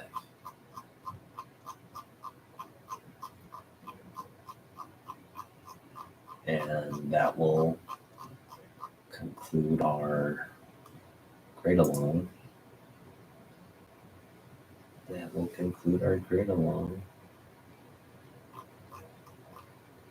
And we'll get to some topics here. Yeah, I wish I could collect more Wonder Woman. I mean, I think, again, who knows where I'll be in 10 years or what my space situation will look like. But we will. Yeah, so Jose Delbo did the interiors on this work. I think we covered, he passed recently, and that's just, we lose. We're just going to continue to, lose our artists. I mean, that's just a cycle of life, but it's nice to kind of be reminded of, you know, reminded of the legacy they leave behind, the lasting legacy they leave behind. And working on these books, as long as people in our hobby continue to support the hobby, support the value of these books and the preservation of these books, they'll live on forever. They will live on forever. Well, forever in the sense like, you know, I would just say if they can live 1,000 years from now, people are still have these books in their possessions and whatnot. That to me is a good marker of forever. You know, I would just hope that 1,000 years from now, someone has a comic book collection, maybe even this book in their collection. But that's kind of like how I would measure longevity. You know, 1,000 years. And I could see that. I could totally see this book making it to the year 3020 something, 3023. But I won't be trying to see that, of course. There's no way to see that ultimately through. We got one more book. And then we'll kind of get into a topic here that we can kind of talk about. And we've got this great Luther book.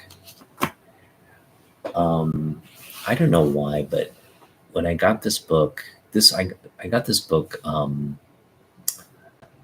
believe it was during when I first got into comic books. I'll have to go back and kind of rewatch the video, but it was during the Trump presidency, if I'm not mistaken.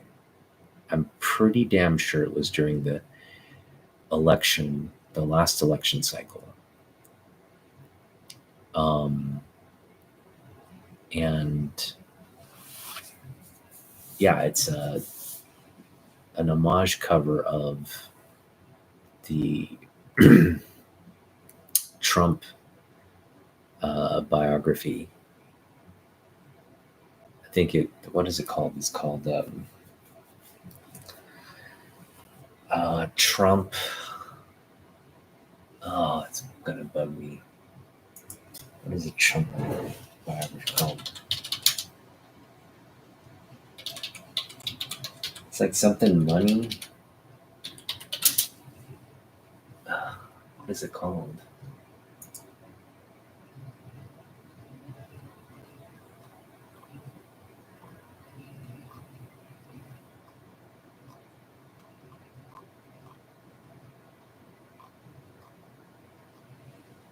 Oh, it's not coming up. There's just so much Trump.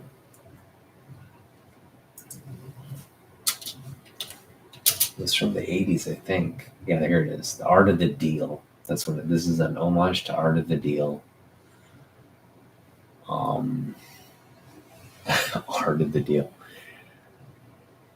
And I love it. I really love it.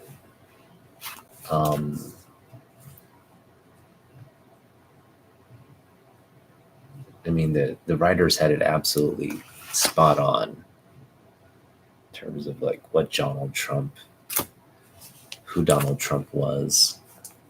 So let's get into the grade of this. I think this is going to be. I would put this in a high grade category. I just know it has a few issues. So it's got like a little corner issue there. It's got It's kind of like a nick there. But other than that, I think it's a pretty nice looking book. Not nothing terribly wrong. Again, this spine is still intact. It wasn't read or opened. And I'm not gonna tear through the interior of the book. There's a little bit of a like bend there. Other than that, it looks great. Yeah, this is just, I think this is just one of those books, like, if you're a Superman fan, if you grew up, in the 80s, was an adult in the 90s, so this was, like, you like Adam Kubert art. It's just all good stuff for you.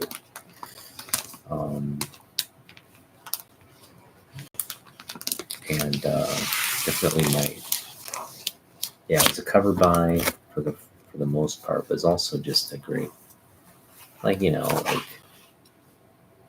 it's kind of like, Lex Luthor. This is kind of how you would imagine Luthor to be, right?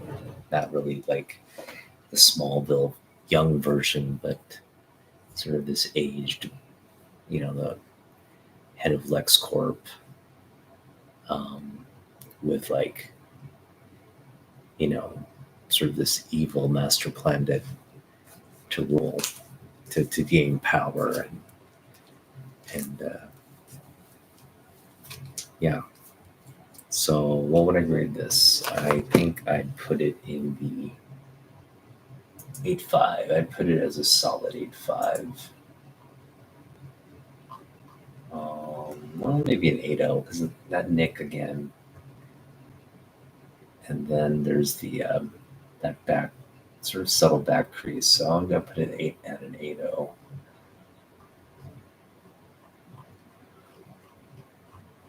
Lex Luthor. All right, so we're slowly getting through the collection now. I think I am through. We're not actually through the entire first section of the bottom drawer of my filing cabinet, but we're almost through, which means, like, we're about maybe 3/4 of the way through, like, a short box, in terms of our grading. And we're like doing about 5 to 10 books per grading session. So, we're going today was actually we did a lot of books, so kind of moved at a faster clip than we normally do, which is cool. But I was able to get 9 more books graded, and just enjoying this process of grading my entire collection, just hands-on doing it, and cataloging it, just having it as a good marker and measure of what's what in my collection. And unfortunately, with a lot of these older books, they're going to be lower grade. That's just, I think, to preserve a book for like 50, 60 years in high grade takes a lot of just luck. First of all, it takes a culture of early hobbyists, early collectors who understood the hobby early on and did read the book, kept it in good condition with whatever materials they had back then. They didn't have bags and boards in the 60s or even the 70s for that matter. I think toward the late latter part of the 70s, you started seeing like collectors preserving the books, but up until a certain period, that was just unheard of. They might have kept them, in like a nice case or box or something, but um, to keep them absolutely pristine would have taken a lot of foresight and discipline on the older books. Um, and we're talking even for a book like this, right? The majority of people who bought this book and read this book were kids. They would have just, you know, there probably wouldn't have been a lot of people doing this kind of um, due diligence to protect the grade of the book, the integrity of the book. But again, that's really sort of where the challenge is on these older books, the condition. It's like when you do get a high grade golden age or silver age book, you just it's those rare few that kind of just have that unmyeong, the destiny or fate of being in the possession of somebody who valued books enough to keep them in great condition. And then you have the Amy's of the world who just wrote all over the book. I got the Amy Unmyeong books that are just torn, tattered, got different turd stains on them, whatever. Like that's kind of some of the books I have in my collection with regards to the older books. But like I was saying, I'm just really enjoying this journey. It is a journey. It feels like a journey. It's not an exercise or anything. I mean, it is an exercise to a certain degree, but I enjoy it so much. Exercise kind of implies, like, mundane, monotonous kind of things you like, activity you don't really enjoy. It's sort of like, something like routine, not out of the ordinary, mundane, repetitive, and that's not what I'm doing. I don't feel that what I'm doing is that. It's not an exercise in that sense.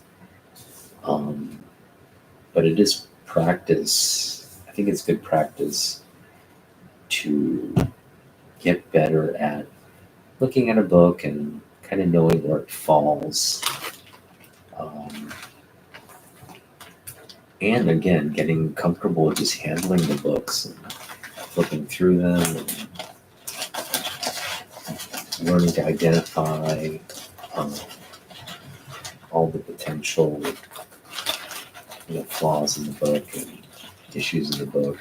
Just anticipate them as you're looking through. I'm just doing all the little checkpoints, check markers. Really doing that strong observation on what the book is and all the issues that it has. And chronicling that. Excuse me, just having a little snack here. But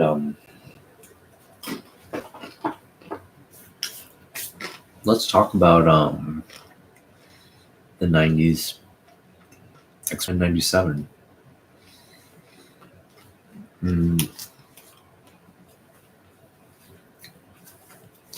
I think I don't have much insight into what was going on in the X-Men adventures, but I do know that the new series is picking off where it left off. And I gotta say, it left off on a pretty depressing note. They ended the series in 97 with the death of Charles Xavier, and that was kind of like, okay, what a horrible thing to do to a kid. Kill off. I mean, if you're to compare Xavier to, I guess, a historical figure, like it'd be somebody like Martin Luther King Jr., right? Um, a leader of the leader of the civil rights movement, and here's the leader of the mutant, rights movement. Um, you know, MLK was assassinated. I don't know how. I'm assuming Professor X met the same kind of fate. He was, he was a martyr of some sort. Um, but anyway, it's picking up without Professor X. They teased Magneto. Omega Red was a villain in the previous series, along with like just a bunch of other villains. But Omega Red's huge. I can see Omega Red coming back actually in the second series. I hope we see Sabretooth.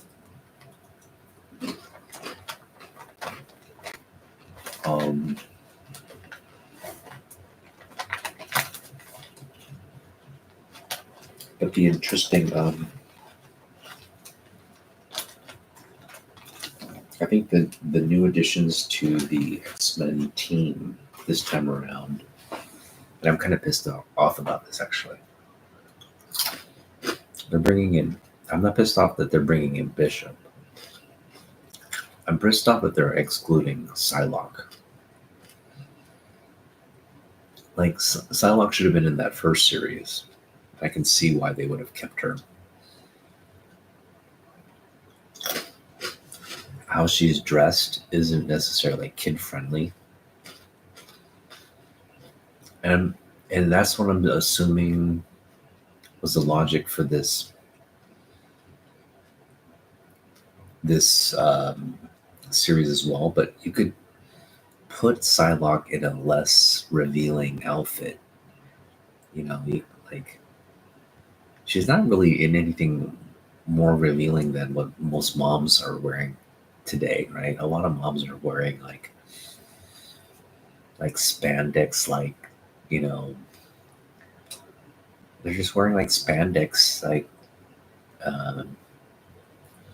what's the word I'm looking for? Like tights, basically, and they're wearing like athleisure, like sports bras and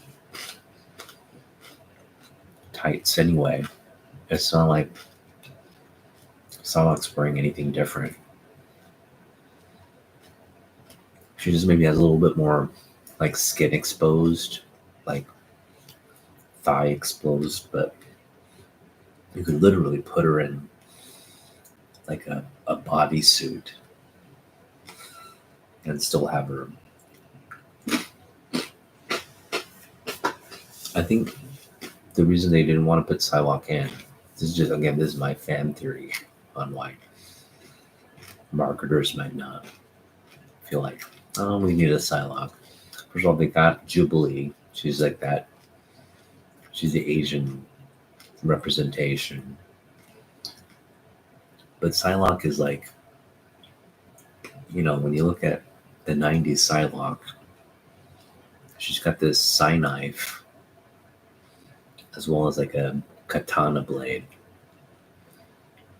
I mean, I just, you're messing people up. So maybe they thought, okay, she's not going to be on because blasters and things of that nature are one thing, but like a real blade where you have to draw blood and all that, it's like we're psychically like like damaging people's like psyches and brain matter. That kind of stuff is like off limits. We can have kids being exposed to stuff like that. So, but for whatever reason, it's this is what why I don't think I'm terribly wanting to see, because first of all, I missed the first cycle of X-Men Adventures or whatever you want to call it, and so I'm already out of the loop. But then when you like bring in a 90s X-Men team, I think Bishop, Gambit, those guys, that's they should be on the team. Rogue, everybody in this 90s little thing, reboot thing, deserves to be there. Beast is there. Everybody deserves to be there. But leaving out Psylocke is a huge it's a huge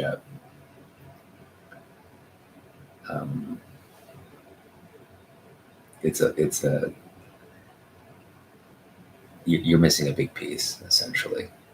We're talking about 90s X-Men team. Just Psylocke should be there, and you can bring her in. I don't think having a sword is all that. It's like you had in GI Joe, you had like ninja characters in GI Joe. Like, like it's like, are we really? I mean, I still think guns are more dangerous than swords. So I don't understand the logic of keeping such a central character out of the team. Like she's such a central part of that 90s X-Men team. It's like kind of taking her out is like, I don't know, it just doesn't feel like it's complete, if you ask me. But again, I didn't watch the show. She obviously wasn't a part of the first one. The only real person they're bringing in is Bishop, who probably should have been there from the start anyway, but you can make that same argument for Psylocke as well. So that's just my little spiel on that. It does look good. It looks good. I mean, I could see myself like watching it at some point. But yeah, like it's just what's fun to watch is like all the buzz it's creating, and that's, as an X-Men fan, that just makes me glad. It's like I think it builds some of the anticipation for the MCU. Deadpool and the MCU version of the. We talked about this many times on the show. We're just wondering what that MCU version of the X-Men will look like.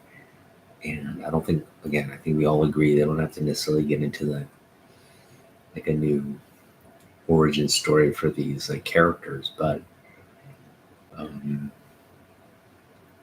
will it be this like team coming together? Or will it be like our core team that we know the stories well, with these like characters just being sprinkled in, like just integrated in? Or we'll see like just like a brand new team kind of just introduced. Like this is it. They're a team. They kind of stumble onto some kind of situation where you just meet them. It'll just be. I think we all as fans, we're just curious, right? We know Hugh Jackman's not going to play Wolverine. Maybe he'll play Wolverine initially, but he's not going to continue to play him for generation to generation. So there's rumors Daken is coming. There's rumors it's going to be Laura Kinney. There's rumors that they'll go with a younger Wolverine. There's all kinds of kind of conjecture on what that might look like, but I'm confident it'll be something I think most fans will embrace. Whatever it is, I think Marvel's going to find a way to get a pretty cool. And again, if I could put my 10 cents worth in, it should be the 90s X-Men. It should be the 90s X-Men. It should be Team Blue and Team Gold.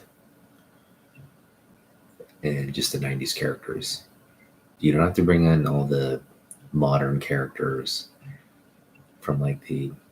I hope they don't. I mean, you could, but it'd just be a terrible way to introduce a bunch of new characters that nobody has really strong...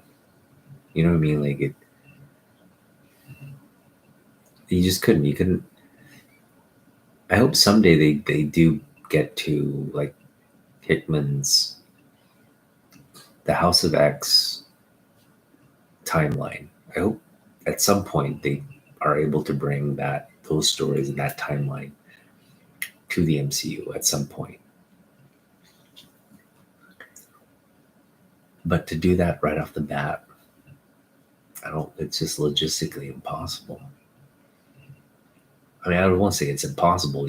What you're doing is you're just like cramming characters down people's throats, introducing a world that's already built, and just forcing people to like... I can see that happening too.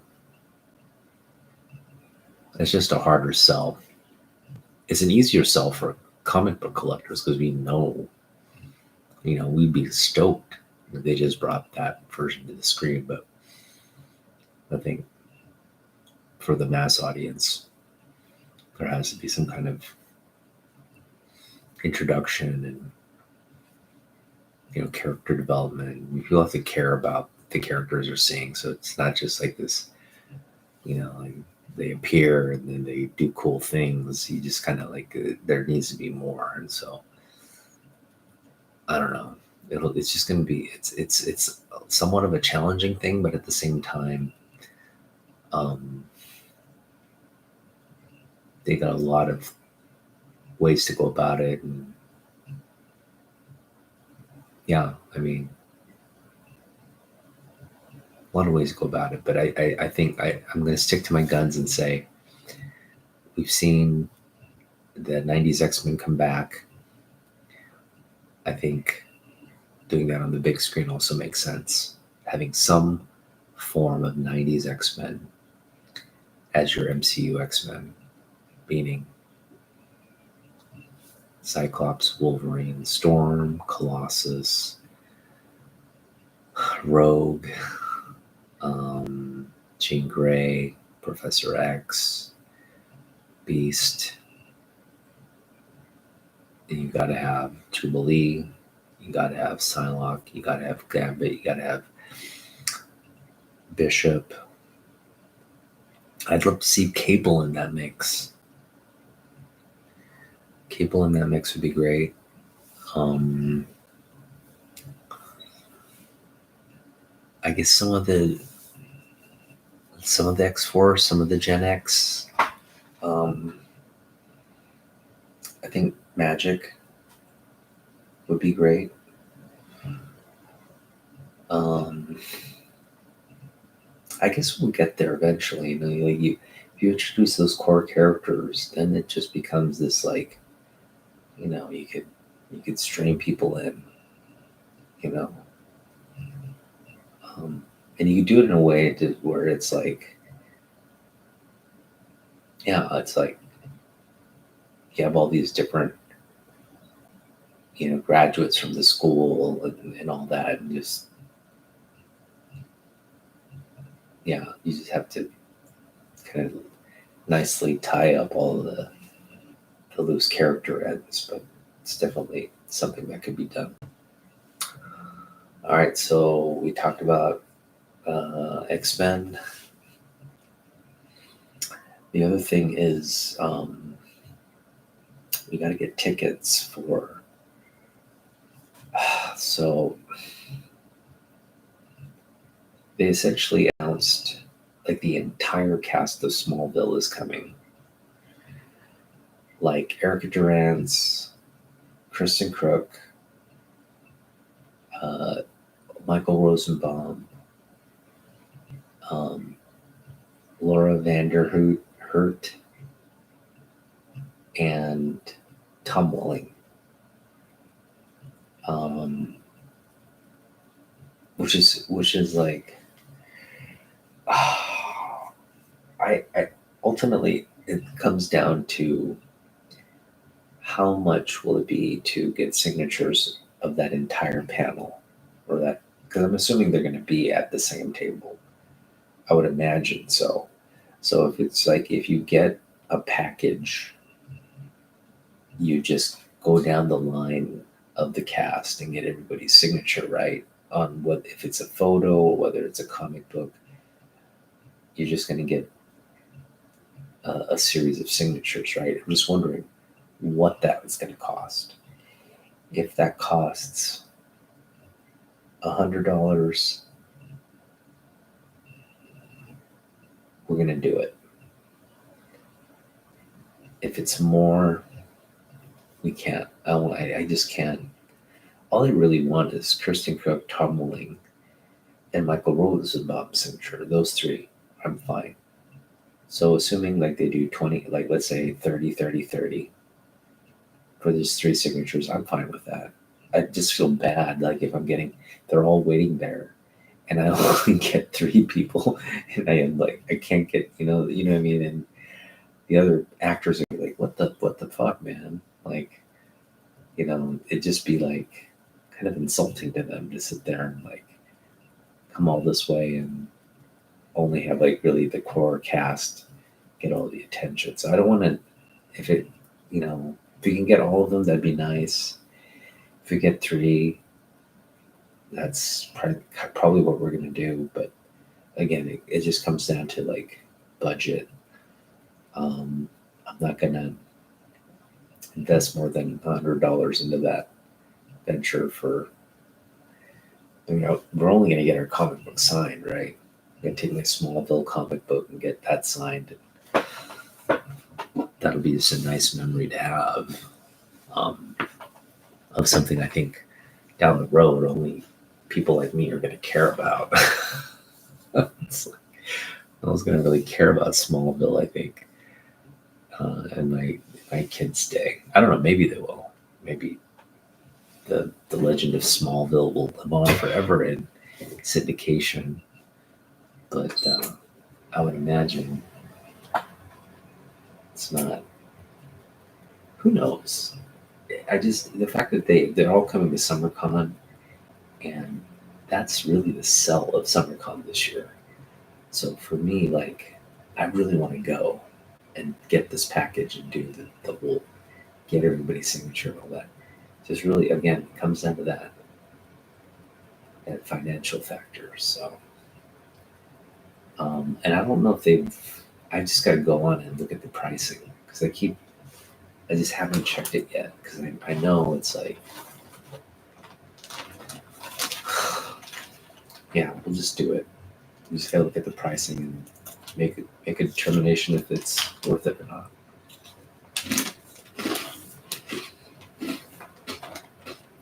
The other thing we have to do is get our tickets for Rose City Comic Con, the Jim Lee signing. And that's where we're going to spend a lot of our summer budget. I think they mentioned like the platinum package for other cons for Jim Lee signings has been around $400 to $500, which gets you a bunch of signatures, kind of like priority. You get first in line kind of priority. That I could care less. I don't mind being last in line, to be honest. I just prefer to be last. I don't think there's any advantage to going first other than, you know, what's nice about being last is you can go and do all the stuff you want to do and then just, toward the end of the signing period, just sneak in and then you get all this like sort of free time with Jim to chat. He's not in a rush to maybe he's in a rush to get out, but I would imagine he's just gonna sit there and sign books till every last fan comes through that line. If I'm last, it's like, dude, my last guy, and we just sign and chat and give you that little extra time, and then boom, he's out, right? So I can prefer that way. But again, if you get that package, they're probably going to just shove you to the front. I'm sure they'll give you some time, but really what that package gives you an opportunity to do is maybe win one of the sketches, and that would be phenomenal. That would be exciting, actually. That'd be really exciting. But yeah, we've got some books ready for that signing. I'm still kind of figuring out what we want you to sign. I think this is a book. More and more, I mean, these two books right here. That book right there, and this book right here. I just think, this is a book he worked on. This is also signed by Michael Turner. I just think having the double sign on a book like this would be really special. This is just one of our favorite books in the collection. That's a no-brainer. Neil and Jim's signature on the same book, on a Batman book. That's just a no-brainer. So I think these two books are dead shillings.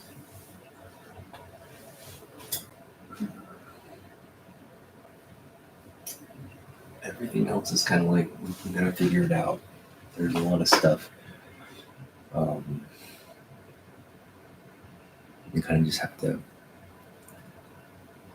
There's so many Jim Lee books I want to get signed, but right now a couple have floated to the top. And we just really need to let that thought process sort of marinate to really land on the short, things we might have. Baseball season's around the corner. The Mariners. I don't like talking about the Mariners because they to be honest, they're not very good. I don't like our front office. I don't like our manager. The players, there's not a really, as great as Julio Rodriguez is, I don't think he's worth, like $10 million a year. It was just we pulled the trigger on that contract too fast.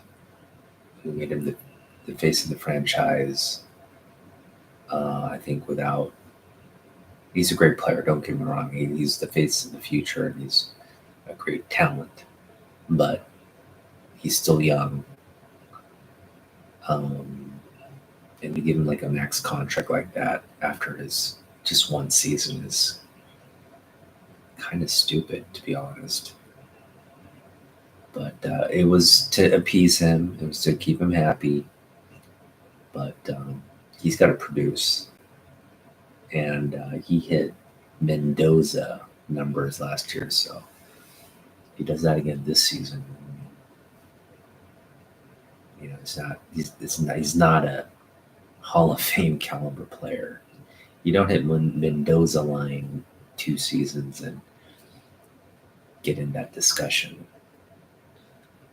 I mean, no matter how many home runs and steals you can do in a season, he put up good production. Don't get me wrong, but the battering average definitely needs to come up.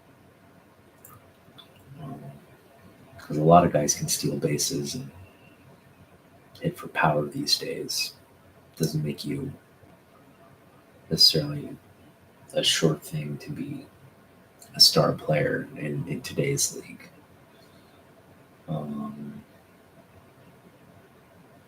Yeah, I mean, there's more to talk about. There's the Godzilla King Kong trailer. Didn't see the Godzilla movie yet, so can't say I'm too excited about that. There's I think Squid Game season 2 is coming. Didn't see Squid Game 1, so can't be too excited about that. I think the sort of the coolest thing I've done this week is I've been rereading Batman Hush. And yeah, it's reinforcing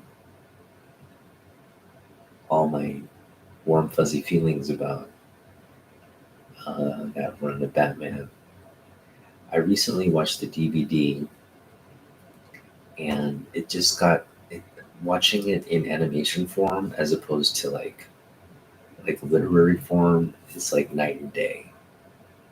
Um, the animation form uh, just leaves out so. I mean, first of all, the animation isn't as the animation quality isn't as good as that panel art from Jim Lee. Just there's no comparison. So you have a real big drop off in art, just art presentation, right? The visuals. And then the story too. The story is just kind of this like, a lot of dialogue, kind of like you see it in the scenes, but you don't really get the character relationships, that thought process of who Batman is and all that. And you just don't get all the drama, the real sort of dramatic moments in Hush are when Batman's like, he nearly kills a Joker because he killed his childhood friend. But what you don't get in the animated series is the reasoning for that. It's like, he's taking out his rage on like how the Joker maimed Barbara Gordon, how the Joker killed Jason Todd, how he also killed, Commissioner Gordon's wife. And, he's in this position where he cares a lot about Catwoman, Selena Kyle. And he just like, I'm going to end it right here. I'm going to kill this guy so he never has the opportunity to hurt Selena Kyle, right? And then Jim Gordon comes along and says, hey, think about what you're doing. Don't become what you've sworn to, like fight against. And all that is lost in the DVD version. You just don't get any of that depth. So it's a good, after watching the DVD, I was really disappointed with the DVD, first off. And I've been pretty disappointed with, I don't want to say all of them, but like, for example, Batman Year One on the animation or the DVD DC animation for Batman Year One was actually pretty good. It was pretty spot on. Dark Knight Returns was pretty good too.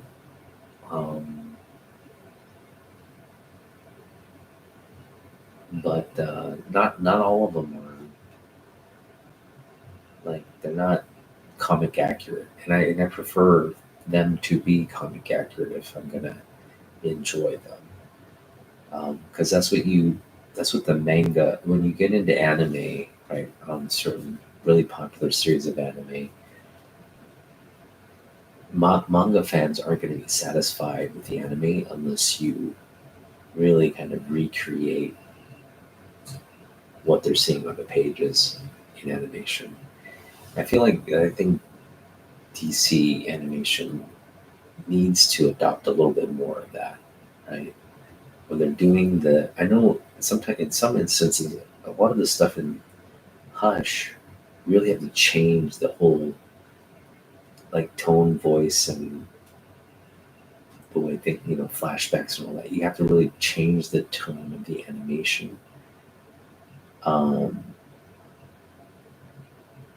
and if you're producing this, you kind of want to like have it be just, I don't know, like sort of like you don't want to have to deal with flashbacks. You just want to be able to kind of tell what's going on in the screen, and then kind of through verbiage be able to explain those like subtle nuances, or through just actions in the scene itself, try to build some of that, or have it implied, like those emotions, those thoughts, have them kind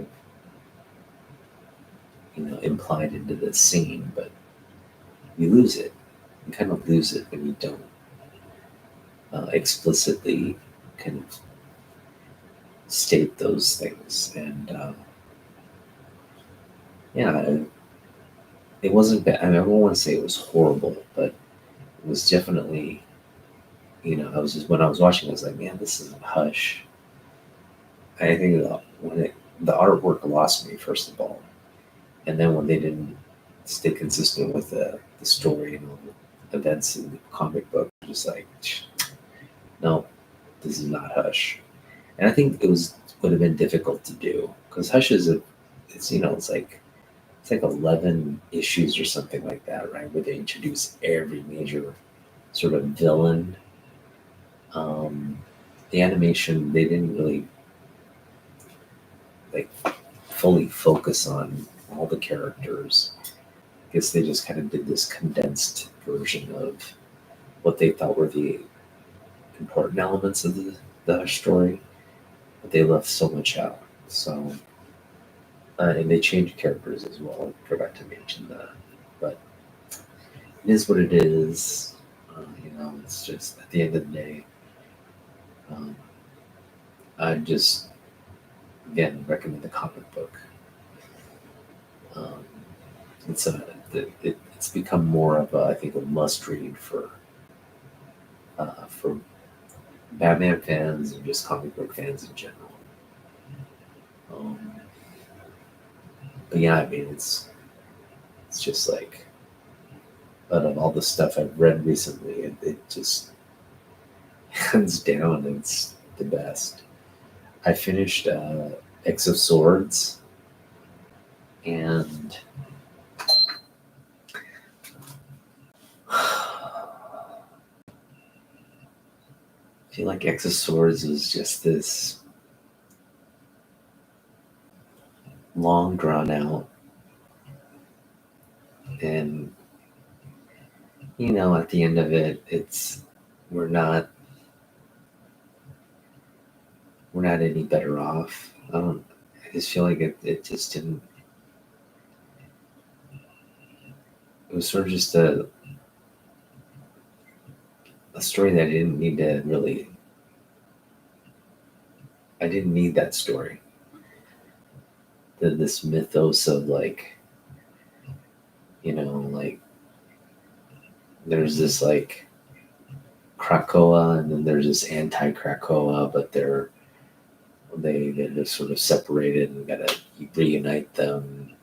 We gotta do it through this like, tarot card setup, like Battle of Swords, and everybody gets assigned this like mythical sword to battle these like super mutants. And it was just like, come on. Like it didn't, it was drawn out, first of all. I mean, if you if you could have done the comic book issues, it might have helped.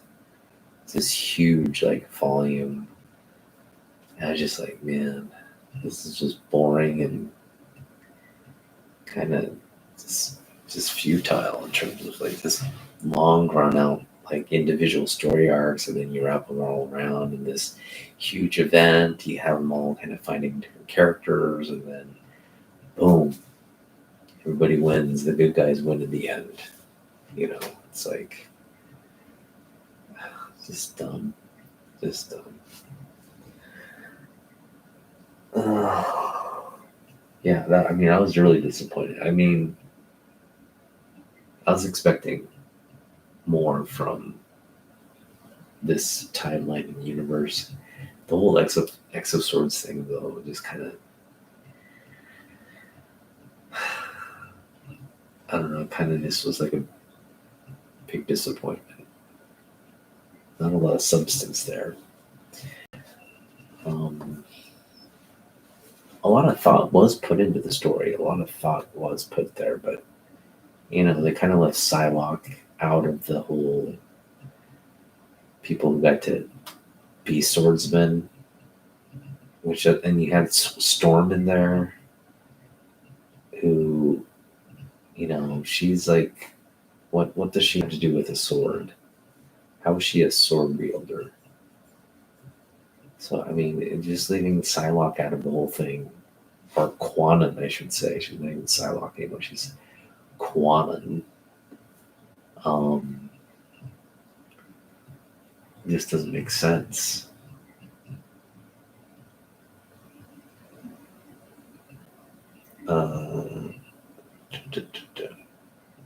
Anyway, it's getting late. Just gonna go over really what I mean. You know, I'm just so happy to pick these two books up again. I'm just gonna pick up on. No, I want to say I paid. You know, like I'm gonna just take this book out of the mix for a minute. Now, I'm gonna. This was a $6 book back in the day, so I'm with the autograph. I think $6 is a fair value, but it's like, again, I don't want the book. It's not a book I want. But let's just give this the shipping value, right? Let's just put the ship. We paid $8 in shipping plus the tax. So let's say we spent about $9. So $9 of the $35 we spent, which is the shipping part, on that book is fair. Okay, $9 for this, fair.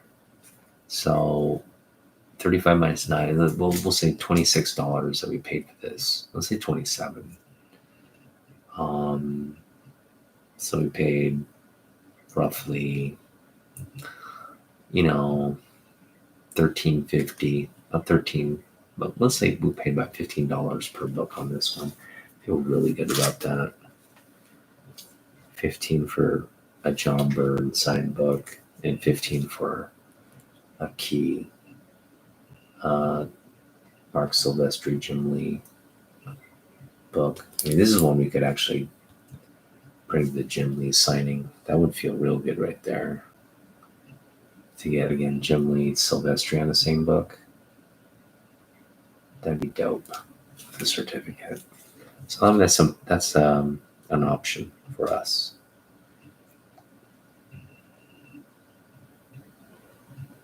Yeah, Jim Lee's. More Jim Lee Silvestri stuff would have been incredible. Could you imagine? Yeah, that would have been insane. But just enjoying my Mark Silvestri signature there on Death Mate. All right, well, yeah, 2 great signature books added to the collection. And we're going to call it a night and go to bed. So thanks for joining. We'll see you in the next one. Peace out.